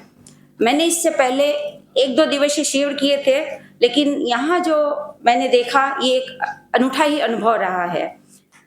मनुष्य सामाजिक प्राणी है, जैसा उसका स्वभाव होता है वो वैसा ही जीवन जीता है। लेकिन यहाँ हमने सीखा कि मनुष्य अपने स्वभाव को कैसे परिवर्तन कर सकता है। अगर भावों को परिवर्तन किया जाए तो उसके स्वभाव भी परिवर्तन हो सकते हैं। और भावों को परिवर्तन कैसे करेंगे? प्रेक्षा ध्यान के द्वारा। हमारे जो ट्रेनर थे बीना जी और मंजू जी, बहुत ही अच्छे ट्रेनर रहे। उन्होंने हमें बहुत कुछ सिखाया, मंत्र, ध्यान, कलर का ध्यान, वो सब हमने सीखा है। एक दिन में तो हो सकता है हमारे अंदर उतना परिवर्तन न आए, लेकिन मैं हमेशा याद रखूंगी कि उन्होंने जो हमें सिखाया है उसे अपने जीवन में उतारने का पूरी कोशिश करूंगी।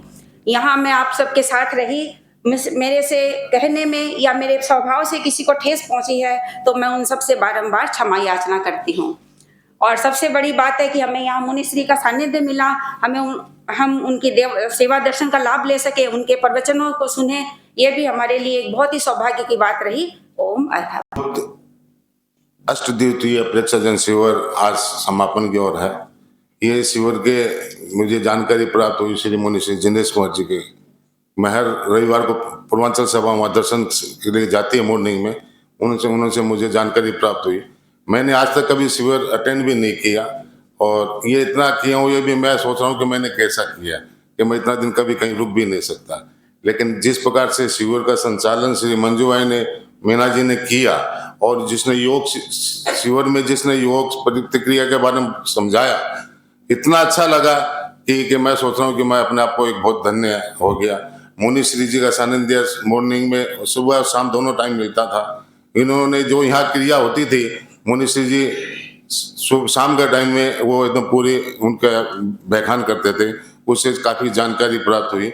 और शाम के समय में मंजू जी और मीना जी ने एक अपना प्रेक्षा प्रणेता श्री महाप्रज्ञ जी के व्याख्यान चलाते थे, उनसे मैंने मतलब एक दिन सुना, दूसरे दिन मैंने अपना परिवर्तन महसूस ना लगे, इतना अच्छा। तो मैं भी अपना जीवन में जो मतलब कर नहीं सकता था, वो भी मुनि श्री के सानिध्य में मैंने अपना जिंदगी भर के लिए उसको त्याग किया। मैं बहुत धन्य हूँ कि आज इस शिविर में मैं आया, मुनि श्री जी का आशीर्वाद प्राप्त हुआ।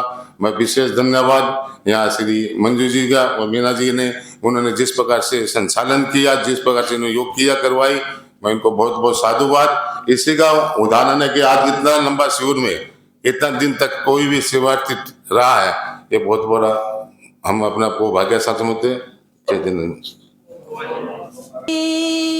प्रेक्षा ध्यान शिविर लगा है, हर सांस हर धड़कन से अरहम अरहम ध्वनि आती है, महाप्राण ध्वनि आती है। मीना जी मंजू जी ने ध्यान कार्योत्सव करवाया, योगासन प्राणायाम करवा के हम सबको स्वस्थ बनाया। उनकी बातों को हम सब जीवन में अपनाएंगे, हर सांस हर धड़कन से अरहम अरहम ध्वनि आती है, महाप्राण ध्वनि आती है। मेरा ये पहला शिविर है, मुझे बहुत अच्छा लगा यहाँ आकर, मुझे मौका मिला आने का। और मंजू जी और मीना जी का तो क्या कहूँ मैं, इतने सरल तरीके से उन्होंने सबको समझाया है ना, उनकी एक एक बात हम सभी को याद रखना बहुत ज़रूरी है, तभी हम लोग का शिविर में आना सार्थक होगा। और व्यवस्था कमेटी को भी बहुत बहुत धन्यवाद देती हूँ, इतनी अच्छी व्यवस्था, किसी भी प्रकार भी कोई भी तकलीफ नहीं हुई। मैं सोचती थी कि मैं इतना दूर कैसे चलूँगी, कैसे रहूँगी, लेकिन मुझे बहुत अच्छा लगा। मेरी बहन प्रेम का, कंचन भाभी जी का बहुत सहयोग मिला, उनको भी धन्यवाद देती हूँ। और मैं आई थी तब 10 मिनट भी नीचे नहीं बैठ पाती थी, 10-15 मिनट भी। अब मैं 2-3 दिन के योगासन से 2 घंटा भी नीचे बैठ जाती हूँ, कोई भी तकलीफ नहीं लगती है, मुझे बहुत अच्छा लग रहा है। और अंत में मैं इस दोनों प्रशिक्षिकाओं से तथा सभी शिविरार्थी भाई बहनों से क्षमा याचना करती हूँ। ओम देव के चरणों में सत सत नमन, मुनि वृंद के से मेरी भाव भरी वंदना। मैं यह कैंप पहली बार अटेंड की हूँ और माइक में भी महाराज के सामने पहली बार बोल रही हूँ। तो 3 वर्षों से सोच रही थी, किंतु अब जाके संजोग बना है और मुनि श्री का सानिध्य जो मिला है वो तो सोने पे सुहागा हो गया। मेरी एक पुरानी मित्र मेरे साथ कैंप कर रही है, लेकिन ये जो मैं शिविर साधना की हूँ, ऐसे लगता है मैं अपने परिवार के साथ शिविर साधना कर रही हूँ। बहुत ही अलग आनंद की अनुभूति हो रही है। मैं यहाँ के प्रेक्षा रतन को अपने जीवन काल में डेली प्रोसेस के रूप में अपना डेली का प्रोसेस में इसको लाने की कोशिश करूँगी, यही मेरी भावना है। मैं प्रेक्षा ध्यान की टीचर्स और जो व्यवस्थापक है उन सभी के प्रति बहुत बहुत साधुवाद ज्ञापित करती हूँ।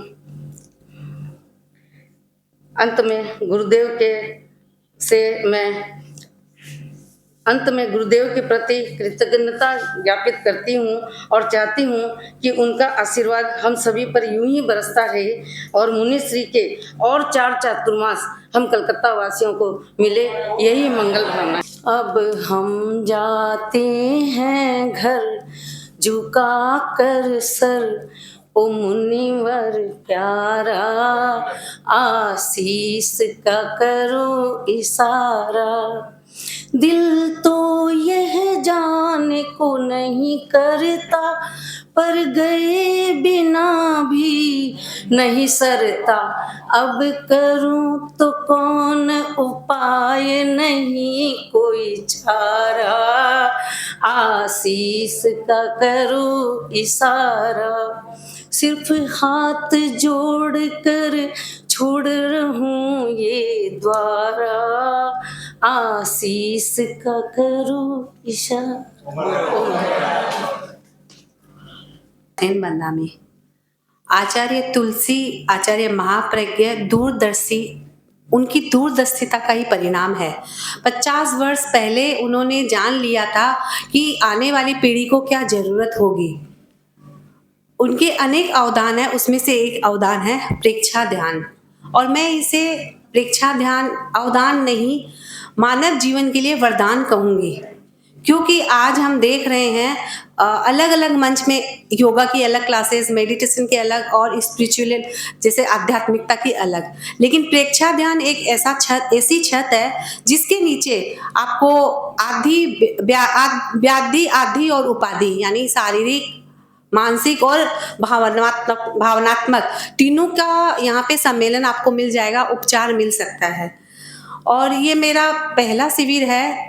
यूं तो हर दिन 8 दिन हमारे लिए सब दिन अलग अलग क्लासेस लगती थी और अलग अलग जानने को हमें मिला यहाँ पे, लेकिन मेरे 2 अनुभव यहाँ पे विशेष करके मुझे फील हुई जो मैं आप सबके साथ शेयर करना चाहूँगी। साउथ कोलकाता महिला मंडल का जिस दिन यहाँ पे कार्यशाला थी, उस दिन मुनिश्री यूँ तो हर दिन ही हमें मेडिटेशन करवाते थे और हम भी यहाँ पे कायोत्सर्ग और अनुप्रेक्षा आदि करते थे।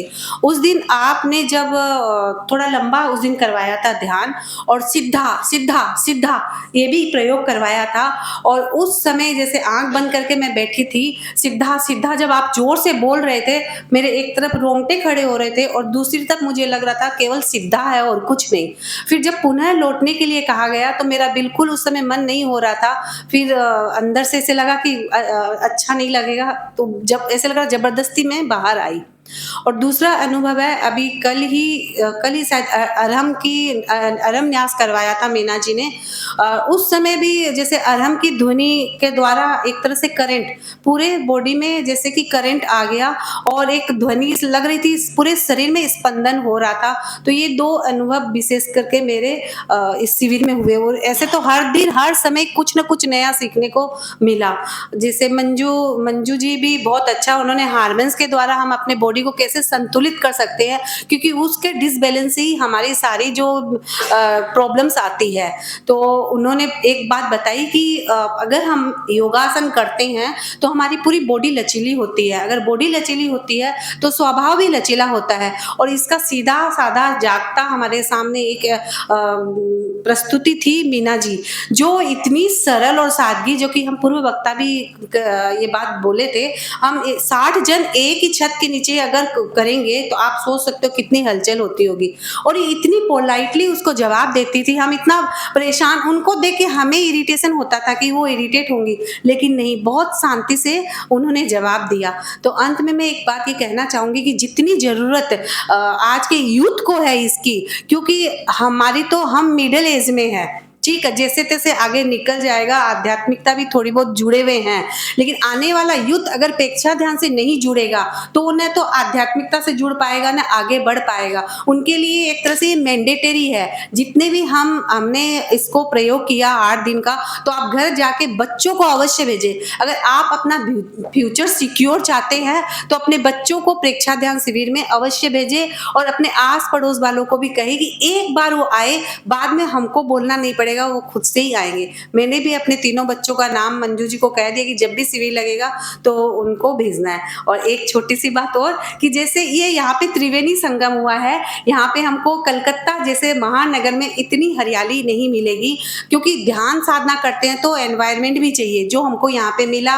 और चारित्र आत्माओं का सानिध्य मिला, प्रवचन श्रवण का लाभ मिला, सेवा का लाभ मिला और प्रेक्षा ध्यान शिविर तो है ही। तो तीनों का संगम हमें यहाँ पे देखने को मिला। ओम अरहम। और सबसे खमत गुरुवरम वंदे मुनिवरम। मैं ये अष्ट दिवसीय शिविर में आकर मेरे को बहुत ही अच्छा लगा। मैंने प्रेक्षा ध्यान से मैं इतने अभिभूत थी, कि मैं जानती नहीं थी कि कैसे ध्यान करना चाहिए। और यहाँ आकर मैंने 3-4 दिन में बाद में मैं एकदम गहराई से ध्यान की तो मेरे शरीर में प्रकंपन का महसूस हुआ। मुझे बहुत अच्छा लगा और मन भी बहुत हल्का हुआ, शरीर भी बहुत हल्का हुआ। मैंने शिविर में आकर मेरे को इतना अच्छा लगा ना, मैं इनको बोली कि अब जितनी बार भी शिविर होए तो मैं ज़रूर अटेंड करूँगी और मैं अपने घर में जाके भी इसका अभ्यास करूँगी। और मंजू जी, मीना जी बहुत अच्छी से क्लास करवाई, बहुत मैं उनसे अभिभूत हूँ। ओम अरहम। निवेदन प्रियंका जी डागा से अपने अनुभवों के साथ। कैसे जीवन में प्रकाश भर दिया, कैसे करूं इसे शब्दों में बयां। इस शिविर ने मुझे अंतर यात्रा की यात्रा रूपी नौके पे सवार कर दिया, अंतर रूपी यात्रा की नौके पे सवार कर दिया। वंदे गुरुवरम, वंदे मुनिवरम। आप सभी से मेरा सादर जय जिनेंद्र। ये मेरा पहला शिविर है और मुझे बहुत अनुभव बहुत खास है। मैंने समझा प्रेक्षा ध्यान सिर्फ ध्यान की पद्धति नहीं है, ये जीवन का विज्ञान है। हमारी एप्रन पे भी लिखा है, स्वयं सत्य खोजे, अर्थात खुद को जाने और देखे। अगर हम स्वयं को जान लेंगे तो हमारी हर राह आसान हो जाएगी, चाहे वे आध्यात्मिक हो या सांसारिक हो, दोनों इजी हो जाएगी। और मोक्ष की कामना तो हम सभी करते हैं। तो हमारे गुरुदेव आचार्य श्री महाप्रज्ञ जी ने हमें 5 उपसंपदा, भावक्रिया, प्रतिक्रिया वीरति, मैत्री, मिताहार, मित भाषण का अवदान दिया। और मुनिश्री हर रोज हमें इसकी बहुत ही अर्थपूर्ण मार्मिक ढंग से समझाते हैं। जैसे जीवन के लिए भोजन आवश्यक है, वैसे ही आत्मा को प्रेक्षा ध्यान रूपी भोजन की अनुभूति जरूर करवाएं। और मैं मीना आंटी और मंजू आंटी के प्रति अनंत कृतज्ञता ज्ञापित करना चाहूंगी और 2 शब्दों से मैं अपने वक्तव्य को विराम देना चाहूंगी। अनजान थे हम अपनी शारीरिक गतिविधियों से वैज्ञानिक तकनीकियों से आपने समझाया।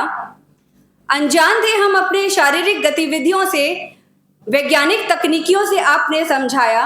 आभारी हैं हम सभी आपके, आपने स्वयं को जागरूक बनाया। ओम अरहम।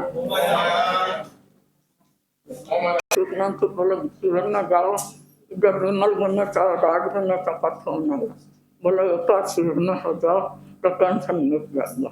मुझे इतना अच्छा लगा, वो बहुत रात बोलते थे शिविर में आई। मैं लाइन में 40 साल गई हूँ, लेकिन मैं शिविर में नहीं गई। अभी ऐसा योग मिला इसका तो शिविर इतना अच्छा लगा कि हमेशा शिविर में होती रहूँ।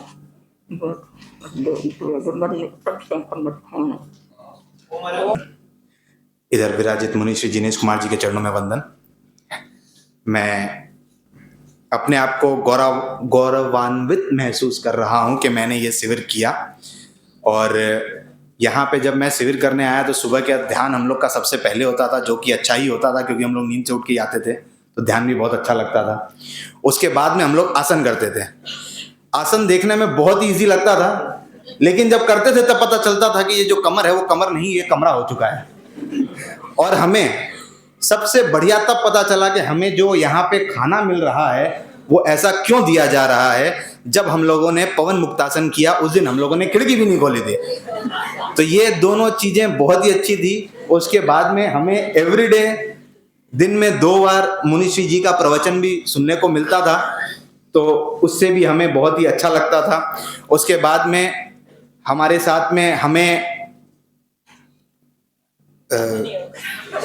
ईड़ा, पिंगला, सुषुम्ना, लैस्या, अनुप्रेक्षा, नित्य, अनित्य, योग, वियोग, ये सभी कुछ के बारे में हमें मंजू जी ने बहुत ही अच्छे से बताया। लेकिन जैसे ही हमारी सुई कायोत्सर पर पहुंचती थी, यहाँ पर मौजूद सभी कोई इतने रिलैक्स हो जाते थे कि कितने बार आसन करते हुए बीच में बोल पड़ते थे, अब मेरे ख्याल से 15-20 मिनट का कायोत्सर कर लेना चाहिए। तो यहाँ पे आए हुए सभी लोगों का बहुत बहुत धन्यवाद, ऑर्गेनाइजर्स का बहुत बहुत धन्यवाद। मैं अपना पर्सनल एक्सपीरियंस भी बोल रहा हूँ, यहाँ पे कार्यशाला 8 दिन का करने के बाद में बहुत ही अच्छा लगा, बहुत मजा आया। हाँ, मैंने अपने आप को हमेशा एक ही चीज में 2 नंबर दिए, उसके ऊपर मैं कभी नहीं गया। बस एक दिन मुनिश्री आपने मौन करवाया था, तो उस दिन मेरे को सिर्फ उसमें 6 नंबर मिले, बाकी एवरीडे मेरे को 2 ही मिलते थे, क्योंकि मैं बहुत बोलता था। उसके लिए खमत कामना। और हाँ, यहाँ पे जो भी ऑर्गेनाइज करवाए हैं सभी के लिए बहुत बहुत साधुवाद, बहुत बहुत मंगल कामनाएं। प्रवीण जी, प्रियंका जी और भी डॉक्टर जी जिन्होंने भी ये करवाया। और सबसे पहले दिन जब हम लोग अपने अपने रूम्स में गए थे, तो रात के 10:30 बजे तक मंजू आंटी ने हर एक विला को भी विजिट किया, रूम्स को विजिट किया, कहीं पे किसी के कोई प्रॉब्लम नहीं है, कोई तकलीफ नहीं है, उस चीज को भी जाना। तो उसके लिए भी उनको बहुत बहुत धन्यवाद। और मीना जी, मतलब मीना आंटी, आपको क्या ही बोलूं, मतलब शब्द में हम आपको नहीं बोलने पाएगा। और भावना ऐसी है कि जो आपको दिखेगी नहीं। तो आपके लिए भी बहुत बहुत कृतज्ञता कृतज्ञता कृतज्ञता। अच्छा, और यहाँ पे जितने लोग भी मौजूद थे, मैं उन सभी से कमत कामना करता हूँ, कभी ना कहीं, कहीं ना कहीं, किसी ना किसी को मैंने कुछ ना कुछ बोला ही होगा। अच्छा लगा तो धन्यवाद, अगर कहीं पे कुछ बुरा लगा तो कमत कामना। और आशा करते हैं आगे ये जो अपना ग्रुप है ये कंटिन्यू रहेगा, और आगे भी बहुत जो भी शिविर होंगे उसमें अपने सब कोई ऐसे ही मिलते रहेंगे। ओमरम। अपने अनुभव शेयर किए, आपने सभी सुना कि ये शिविर कैसा, कितना सफलतम रहा। तो अब मैं बुलाना चाहूंगी वरिष्ठ प्रेक्षा ट्रेनर व ध्यान साधिका मीना जी, जिन्होंने प्रेक्षा ध्यान को हर कोने में ले जाने की ओढ़ी है जिम्मेदारी, मंजिल को पाने की है कदम दर कदम तैयारी, प्रेक्षा शिविरों में हर पल नियोजित कर रही है सेवा सारी, सरल स्वभाव और मधुर वाणी से निखरी है जिनकी जीवन क्यारी, निखरी है जिनकी जीवन क्यारी। पवन ज्योति से प्रज्ञा के नवदीप जलाए, किया शोध अंतर यात्रा पर, चैत्य पुरुष जग जाए, चैत्य पुरुष जग जाए। आराध्य देव के चरणों में कोटिशा नमन। महातपस्वी महामनस्वी आचार्य श्री महाश्रमण जी के चरणों में भाव भरा वंदन। अत्र विराजित मुनिवर के चरणों में वंदन। सभी शिविरार्थी भाई और बहनें, अभी मैं सबके अनुभव सुन रही थी। बहुत ही सभी लोगों ने जो हमें प्यार दिया है, उसके लिए मैं पहले सबके प्रति मैं ही कृतज्ञता ज्ञापित करती हूँ, क्योंकि इस शिविर में मैंने किसी को कुछ बोला हो या किसी का मन भी दुखाया हो तो मैं उनके प्रति खमत खावड़ा पहले करती हूँ। शिविर में मुनिश्री का सानिध्य, ये कलकत्ता वालों के लिए तो बहुत ही, कहते हैं ना, उनके शुभ भाव के योग है। ऐसा समझो कि मुनिश्री ने तो ठान लिया है कि मुझे इतने शिविर करने हैं। ये शिविर अभी संपन्न भी नहीं हो रहा है, पर मुनिश्री के अगले शिविर की तैयारी मतलब उनको शुरू हो गया कि हमें अब अगला शिविर कब करना है।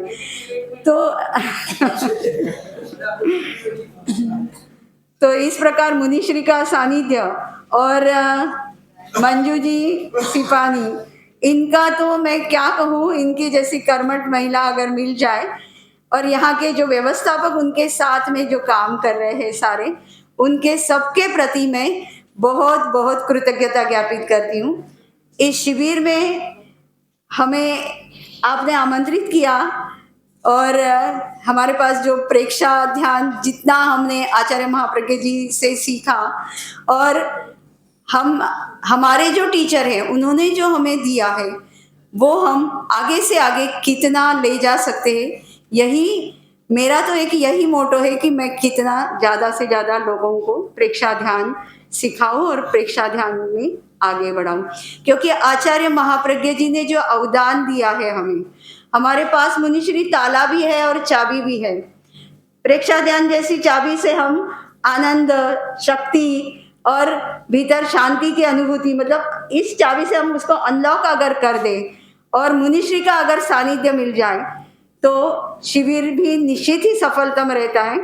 और मुनिश्री ने जो हमें उपसंपदा के माध्यम से जीवन में हम किस प्रकार परिवर्तन ला सकते हैं, ये उपसंपदा के 5 सूत्र ही इतने महत्वपूर्ण हैं कि वो हमारी पूरी जीवन शैली ही बदल देते हैं। लास्ट में मैं इतना ही कहना चाहती हूँ, पाना नहीं जीवन को, बदलना है साधना। पाना नहीं जीवन को, बदलना है साधना। धुएं सा जीवन मौत है,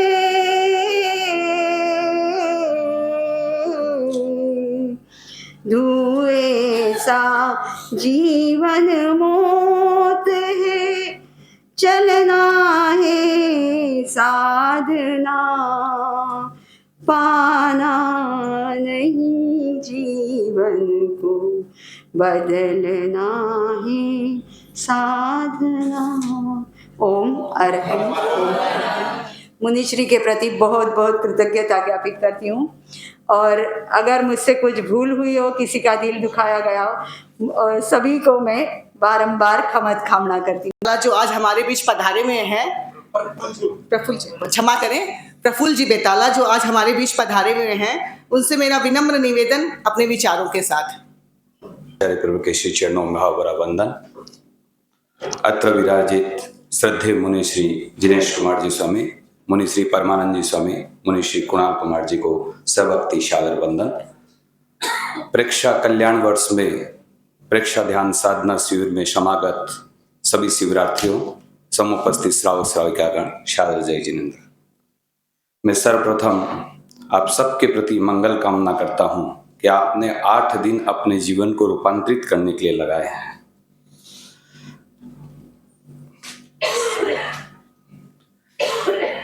हम सब सांसारिक प्राणी हैं और हम में से लगभग आदमी कहीं न कहीं किसी रूप में मेडिसिन लेते हैं। ये 8 दिन का शिविर एक तरीके से पैथोलॉजी टेस्टिंग थी हमारी अपनी, जिसमें हमें पता चला कि हमारे अंदर क्या विकार है।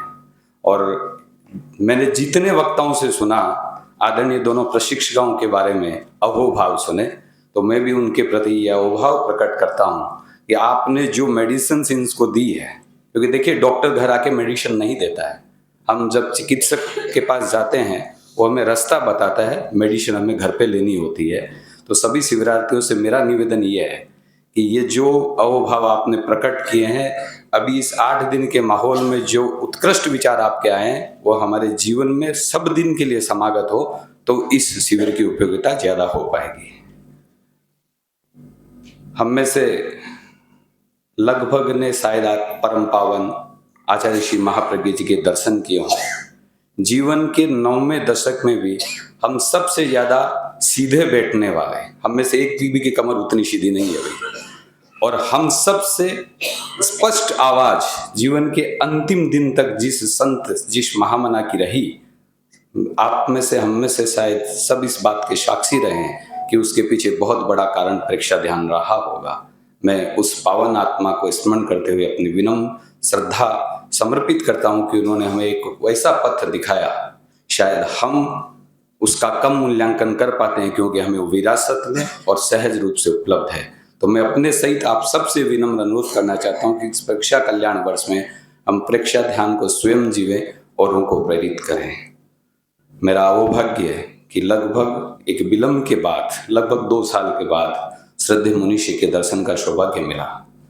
मुनिश्री का जब कलकत्ता चातुर्मास घोषित हुआ तो यहाँ के किसी बंधु ने मेरे को फोन किया कि मुनिश्री की फरमावनी की आंगली है। मैं भाई सुनता सुनता था जैसे बट 24/7 है, मुनिश्री की ओर से कोई मना को नहीं, अपनी कृति श्रद्धा है लेने की वापा ले सका।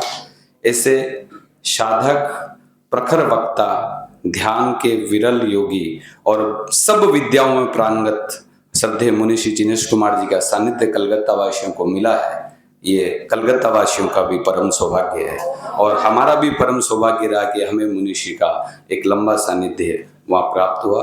आज के इस अवसर पर आपने मुझे बोलने का अवसर दिया, मैं आपके प्रति विनम्र कृतज्ञता ज्ञापित करता हूँ। आपके प्रति भी ये मंगल कामना करता हूँ कि आप निरंतर निरामय रूप से धर्म संघ की इसी रूप में सेवा करते हुए, श्री वृद्धि करते हुए, हम सबको प्रेरित करते हुए, संयोजिका महोदय सहित आप सबके प्रति बहुत बहुत आभार, धन्यवाद कि आपने मुझे अवसर दिया। ओम आराम।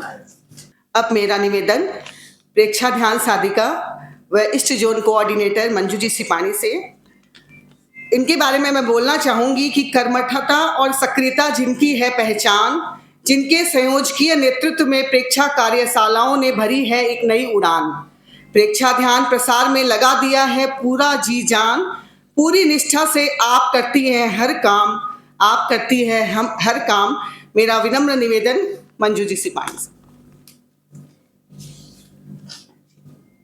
प्रेक्षा प्रणेता आचार्य श्री महाप्रज्ञ जी के चरणों में वंदन। प्रेक्षा अनुशास्ता आचार्य श्री महाश्रमण जी के चरणों में मेरा वंदन। ईस्ट जोन में प्रेक्षा ध्यान को नई राह दिखाने वाले, अपने प्रयास, प्रेरणा और पथ दर्शन से हम सबको प्रेक्षा का मार्ग दिखाने वाले मुनि श्री जिनेश कुमार जी ठाणा 3 के चरणों में मेरा सभक्ति वंदन। मुझे आज सबसे ज़्यादा खुशी हो रही है कि यहाँ जो कोई भी आया और माइक पे बोला, सबने एक बात कही, क्षमा याचना, है ना। और इससे पहले मुनिश्री ने मैत्री की बात कही, तो इससे बड़ा इस शिविर का और कोई अवदान हो नहीं सकता है। अगर मैत्री है तो सारी मंजिल हमें मिल ही जाएगी। अगर मैत्री है तो क्या डर है, जीवन में कैसी परिस्थिति आती है। जब सब मित्र ही हैं तो कैसा डर, कैसा भय। और जो अभय है वो अहिंसक है, जो अहिंसक है वो धार्मिक है। ये बात मैंने कई बार कही है शिविर में। तो ये सिंपल सा इक्वेशन है, जिसने मैत्री साध ली, जीवन के सारे रास्ते उसके लिए सहज हो गए, सरल हो गए हैं। अब मुझे कृतज्ञता ज्ञापित करनी है, तो अनंत अनंत कृतज्ञता हमारे गुरुओं के प्रति, आचार्यों के प्रति, संतों के प्रति, जिनके बिना प्रेक्षा नाम ही नहीं होता शायद, और हम यहाँ होते ही नहीं। तो वो कृतज्ञता अनंत अनंत अनंत अनंत, जितने भी शब्द बोलूं वो कम ही है। वो केवल भावों से दी जा सकती है, और भाव शब्दों में कभी बंध नहीं सकते हैं। तो अनंत अनंत कृतज्ञता सभी चारित्रात्माओं के प्रति। अब आभार व्यक्त करूंगी। आप लोगों को लग रहा था इतनी देर कृतज्ञ था, अब आभार क्यों आ गया? लग रहा है ये शब्द में कुछ फर्क। आभार और कृतज्ञता इज वेरी, बहुत बहुत फर्क है दोनों चीजों में। कृतज्ञता वो होती है जिसका कर्ज नहीं चुकाया जा सकता है। आभार वो होता है समय आने पर शायद हम भी कर सकें, है ना। तो आभार ज्ञापित करूंगी मैं व्यवस्था की दृष्टि से, जिन्होंने हमें व्यवस्था दी, जिन्होंने इनिशिएटिव लिया। वो थे डॉक्टर अशोक जी विनायका और डॉक्टर उर्मिला जी विनायकिया। तो उनके प्रति मैं आभार ज्ञापित करूंगी, जिनकी वजह से इतनी व्यवस्था हो सकी और आप सभी को कोई भी शिकायत का मौका नहीं मिला। इसके अलावा हमें जितने बंगलों मिले, मेरे ख्याल से शायद एक भी बंगलों के ओनर यहाँ उपस्थित नहीं है, फिर भी मैं नाम लेना चाहूंगी। उनका तो बंगलो भी था और भी खाने भोजन की सारी व्यवस्था डॉक्टर विनायक जी की थी। इसके अलावा जहाँ मुनिश्री विराज रहे हैं वो बंगला था अभिषेक जी गोयल का। इसके बाद रमेश जी गोयल का भी एक बंगलो था। उसके बाद जो मुनिश्री के पास में है वो थे हीरावत जी। उसके बाद हमारे आए नरेंद्र जी छाजेड़ और प्रकाश जी बांटिया के 2 बंगले। तो उन सभी बंगला ऑनर के प्रति मैं बहुत बहुत आभार कि अगर व्यवस्था में उनका बहुत बड़ा सहयोग रहा। तो ये थी व्यवस्था पक्ष की बात। प्रशिक्षण के लिए जो इतनी दूर से हमारे साथ पधारी, बस मैंने एक बात कहा कि मीना जी आपको आना है। हाँ मंजू जी मैं तैयार हूँ। इतनी व्यस्तता इनके लाइफ में है, सही पूछो तो साल के 6 महीने ये लाडू में ही रहती हैं। जब कोई नहीं भाई मीना जी को बोलो वो आ जाएंगी, और कभी कोई मना नहीं, कोई शिकायत नहीं। मतलब एक शादी कैसी होती है तो वो हमारे सामने प्रत्यक्ष प्रमाण है। श्रावक श्राविका के साथ साथ जो साधिका हैं, तो ये प्रत्यक्ष प्रमाण है हमारे सामने मीना जी। और इन्हीं कार्यों को सम्मानित किया गया। 2024 का परीक्षा पुरस्कार इन्हें दिया गया और बिल्कुल ये उसकी हकदार थी। तो मैं चाहूंगी सभी एक बार इनके लिए ओम हरम करें। और सबसे ज्यादा ये है कि शारीरिक प्रॉब्लम से ही यहाँ थे और इनकी वजह से जो स्वास्थ्य मिला उनको, तो सबको बहुत बहुत मैं मीना जी के प्रति भी बहुत बहुत कृतज्ञता और आभार ज्ञापित करूंगी कि वो आई और उन्होंने अपना अमूल्य समय हमें दिया। भविष्य में भी हम चाहेंगे कि आप इसी प्रकार आती रहें हमारे साथ और अपना सहयोग देती रहें। इसके बाद है शिविरार्थी, जिनके बिना शिविर की कल्पना ही नहीं कर सकती थी मैं। जब यहाँ शिविर अनाउंसमेंट हुआ, बहुत लोगों को मेरे पास यही मैसेज आया, वहाँ शिविर के लिए नहीं आ रहे हैं लोग, पिकनिक के लिए आ रहे हैं। तो मेरे लिए भी एक चैलेंज था। तो मैंने स्पष्ट सबको कह दिया, जिन्होंने भी मुझे कॉल किया, कि देखिए अगर शिविरार्थी आ रहे हैं 3 दिन मैं देखूंगी, अगर उनका लक्ष्य पिकनिक हुआ तो उनको बोलेंगे पिकनिक 3 दिन ही होती है, चौथे दिन अपने घर जाइए, हो गई। और मैंने मुनिश्री को भी कह ही दिया था इनडायरेक्ट कि मुनिश्री अगर डिसिप्लिन नहीं रही तो मुझे ये अधिकार दिया गया है प्रेक्षा फाउंडेशन से कि मैं उन्हें शिविर से वापस घर भेज सकती हूँ और रिटर्न भी नहीं करूंगी रजिस्ट्रेशन मनी। तो गुरुदेव की कृपा से और मुनिश्री की सानिध्य था, मुनिश्री की प्रेरणा थी कि ऐसा कुछ भी नहीं हुआ। और आज ये शिविर सानंद संपन्न होने जा रहा है। शिविर संपन्न हो रहा है, आपके जीवन में एक नया मोड़ आया है। इस नए मोड़ को प्लीज बैक मत जाइएगा, ये हमारा करबद्ध निवेदन है। मुनिश्री का कितना अथक प्रयास लगता है आप नहीं जानते हैं, कितनी प्रेरणा, कितना प्रयास। और मानती हूँ मुनिश्री चिंता नहीं करते होंगे, पर चिंता होती है। चिंता से ही चिंतन भी निकलता है। लेकिन बिल्कुल हमारी जिम्मेवारी तो है ही है, नो डाउट, लेकिन इससे बड़ी जिम्मेवारी मुनिश्री की होती है। आप लोग इस बात को समझें। और मुझे लगता है ये समझ है, इसीलिए सारे शिविरार्थी डिसिप्लिन में रहे। मैंने पहले दिन मुनिश्री को कहा कि 5 बजे, मुनिश्री लगता नहीं कोई आएगा, इतना कुहासा, इतनी ओस, ठंड के मारे कोई नहीं आएगा। तो मुनिश्री बस एक बात बोले कि आप पहले दिन 5 बजे बुलाइए, नहीं आए तो बदलना ही पड़ेगा, क्योंकि हम तो उनके लिए ही ध्यान करवा रहे हैं। पर मुझे बहुत बड़ी खुशी है, पहली क्लास में सारे के सारे शिविरार्थी रोज 8 दिन आए हैं। जबकि 1-2 के स्वास्थ्य की अनुकूलता नहीं, तो मैंने ही बोला, दूर थे 2 किलोमीटर, कि प्लीज आप सुबह वहां ध्यान कर लीजिए, लेकिन प्रामाणिकता रखिए, ध्यान जरूर कर लेना। तो शायद 1-2 बार नहीं आएंगे, लेकिन सुबह पैदल चल के वो लोग यहाँ आते थे और मेरे आने के पहले यहाँ बैठे रहते थे। तो सभी को बहुत बहुत साधुवाद और आप सभी के लिए बहुत बहुत मंगल कामना। आपके जीवन में उन्नति आए। आपने जो मेहनत की है, जो पुरुषार्थ किया है, उस पुरुषार्थ का लाभ अपने लिए अवश्य उठाएं, उसे व्यर्थ न गमाएं। एक बार फिर से मुनिश्री के प्रति अनंत अनंत कृतज्ञता। मुनिश्री कुणाल कुमार जी के प्रति, जिन्होंने हमारे लिए रोज इतना अच्छा रात को 9 बजे भजन सुनाया और हर शिविर में ऐसा करते हैं। तो एकदम उनके भजन में जो जोश होता है ना, वो जोश देखने लायक होता है।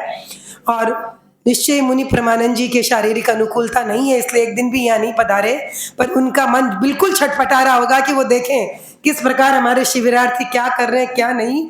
क्योंकि जो हम ये योजना बनाते हैं, मुनिश्री के निर्देश से योजना सारी उन्हीं के सानिध्य में बनती है। तो मुनिश्री के प्रति भी अनंत अनंत कृतज्ञता। उनका स्वास्थ्य लाभ हो और वो चातुर्मास में और अधिक सक्रिय रहें। आप सभी के स्वास्थ्य का लाभ, सब कुछ हर तरह से मंगल कामना करते हुए मैं अपने वक्तव्य को विराम दूंगी। ओम। मेरे को दिखे नहीं, सॉरी। हम लोग वैदिक विलेज से पिकनिक करते हैं, यहाँ इस क्लब हाउस में मीटिंग करते हैं, पार्टी करते हैं, सब करते हैं, बट ये अकल्पनीय है। शायद वैदिक विलेज के लोगों के लिए भी अकल्पनीय होगा कि यहाँ हो क्या रहा है। ऐसा कभी नहीं हुआ, इसलिए सब लोग इतना शांति से देख रहे हैं और हम लोग का इतना अच्छा इंप्रेशन पड़ा है कि अरे ये लोग तो बहुत ही शांत, बहुत ही डिसिप्लिन, और रात को अपना खाना पीना ख़त्म करके काम नक्की कर लेते हैं। मैंने बहुत अच्छा लगा है कि एक नया हम लोग का प्रोजेक्ट हुआ है कि हम जैनी जो हैं वो कितने संयमित, कितने सुंदर और कितने शांत और कितने चुप चुप रह के भी सब काम कर लेते हैं। तो उनके लिए नया अनुभव था और यहाँ सबको तो अनुभव नया होगा ही। इतनी हरियाली, इतना पिकनिक, इतना वातावरण, इतना सुंदर, तो सबको अच्छा ही लगा होगा। कहीं कोई भूल चूक हो तो ऐसी क्षमा याचना है। के चरणों में सादर प्रणाम, सादर वंदन। ये एक नया ही एक्सपेरिमेंट था वैदिक विलेज के लिए भी, यहाँ की व्यवस्था के लिए भी कि इस तरह का भी एक माहौल हो सकता है। और बेसी तो ये हुआ कि बाकी लोगों को हम लोगों की परंपरा के बारे में ज्ञात हुआ कि कितने हम लोग संयमित और अनुशासित होके सब कुछ हो रहा है। ये एक बहुत बड़ी बात थी, बहुत बड़ा चैलेंज भी था। लगता है कि हम लोग सफलतापूर्वक इसको कर पाए। मुनिश्री का आशीर्वाद था, उनकी इच्छा थी और उनका आशीर्वाद ही था कि उन्होंने ये स्थान चुना और इसको हम लोगों को लायक समझा कि कुछ कर सकेंगे और अच्छी तरह संपन्न हो गया। इसकी बहुत बड़ी खुशी है। आप लोग जो भी लाभ लेके जा रहे हैं इस शिविर से, इसको बनाए रखेंगे। मंजूबाई अकेली 100 के बराबर हैं। उनकी क्षमता उनकी क्षमता ये हम लोग नहीं समझ पाएंगे और शायद कुछ और समय लगेगा। मैं चाहता हूँ कि वो इसी तरह जुड़ी रहें, उनका आगे से आगे विस्तार यानी सब चरणों में आई भिक्षु तव चरणों में वंदन है बारंबार। भक्तों के भाग्य विधाता कर दो तुम बेड़ा पार, कर दो तुम बेड़ा। तेरा पथ के निर्माता ज्योतिर्मय जीवन था, ज्योतिर्मय जीवन था। जीने की कला सिखाई, जीने की कला सिखाई। बन समकित के दातार, भक्तों के भाग्य विधाता कर दो तुम बेड़ा पार, कर दो तुम बेड़ा।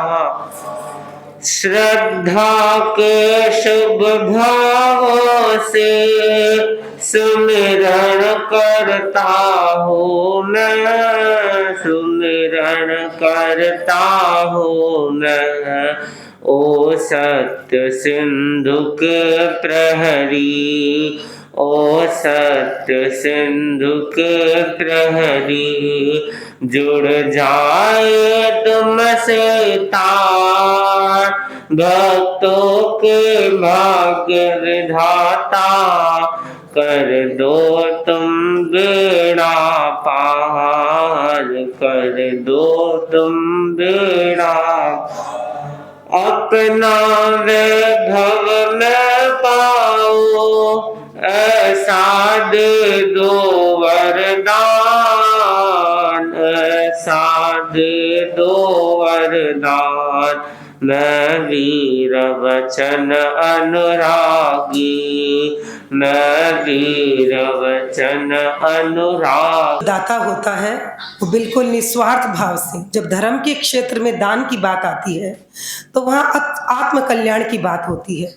जिस समाज में धन धर्म के लिए विसर्जित होना शुरू हो जाता है, उस समाज को नैतिक और धार्मिक होने से कोई नहीं रोक सकता।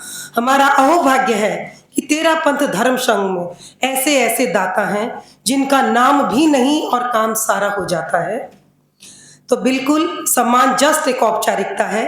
इस क्रम में मैं आमंत्रित करना चाहूंगी डॉक्टर अशोक जी विनायका को, वो सामने आए। सम्मानित करने के लिए बाहर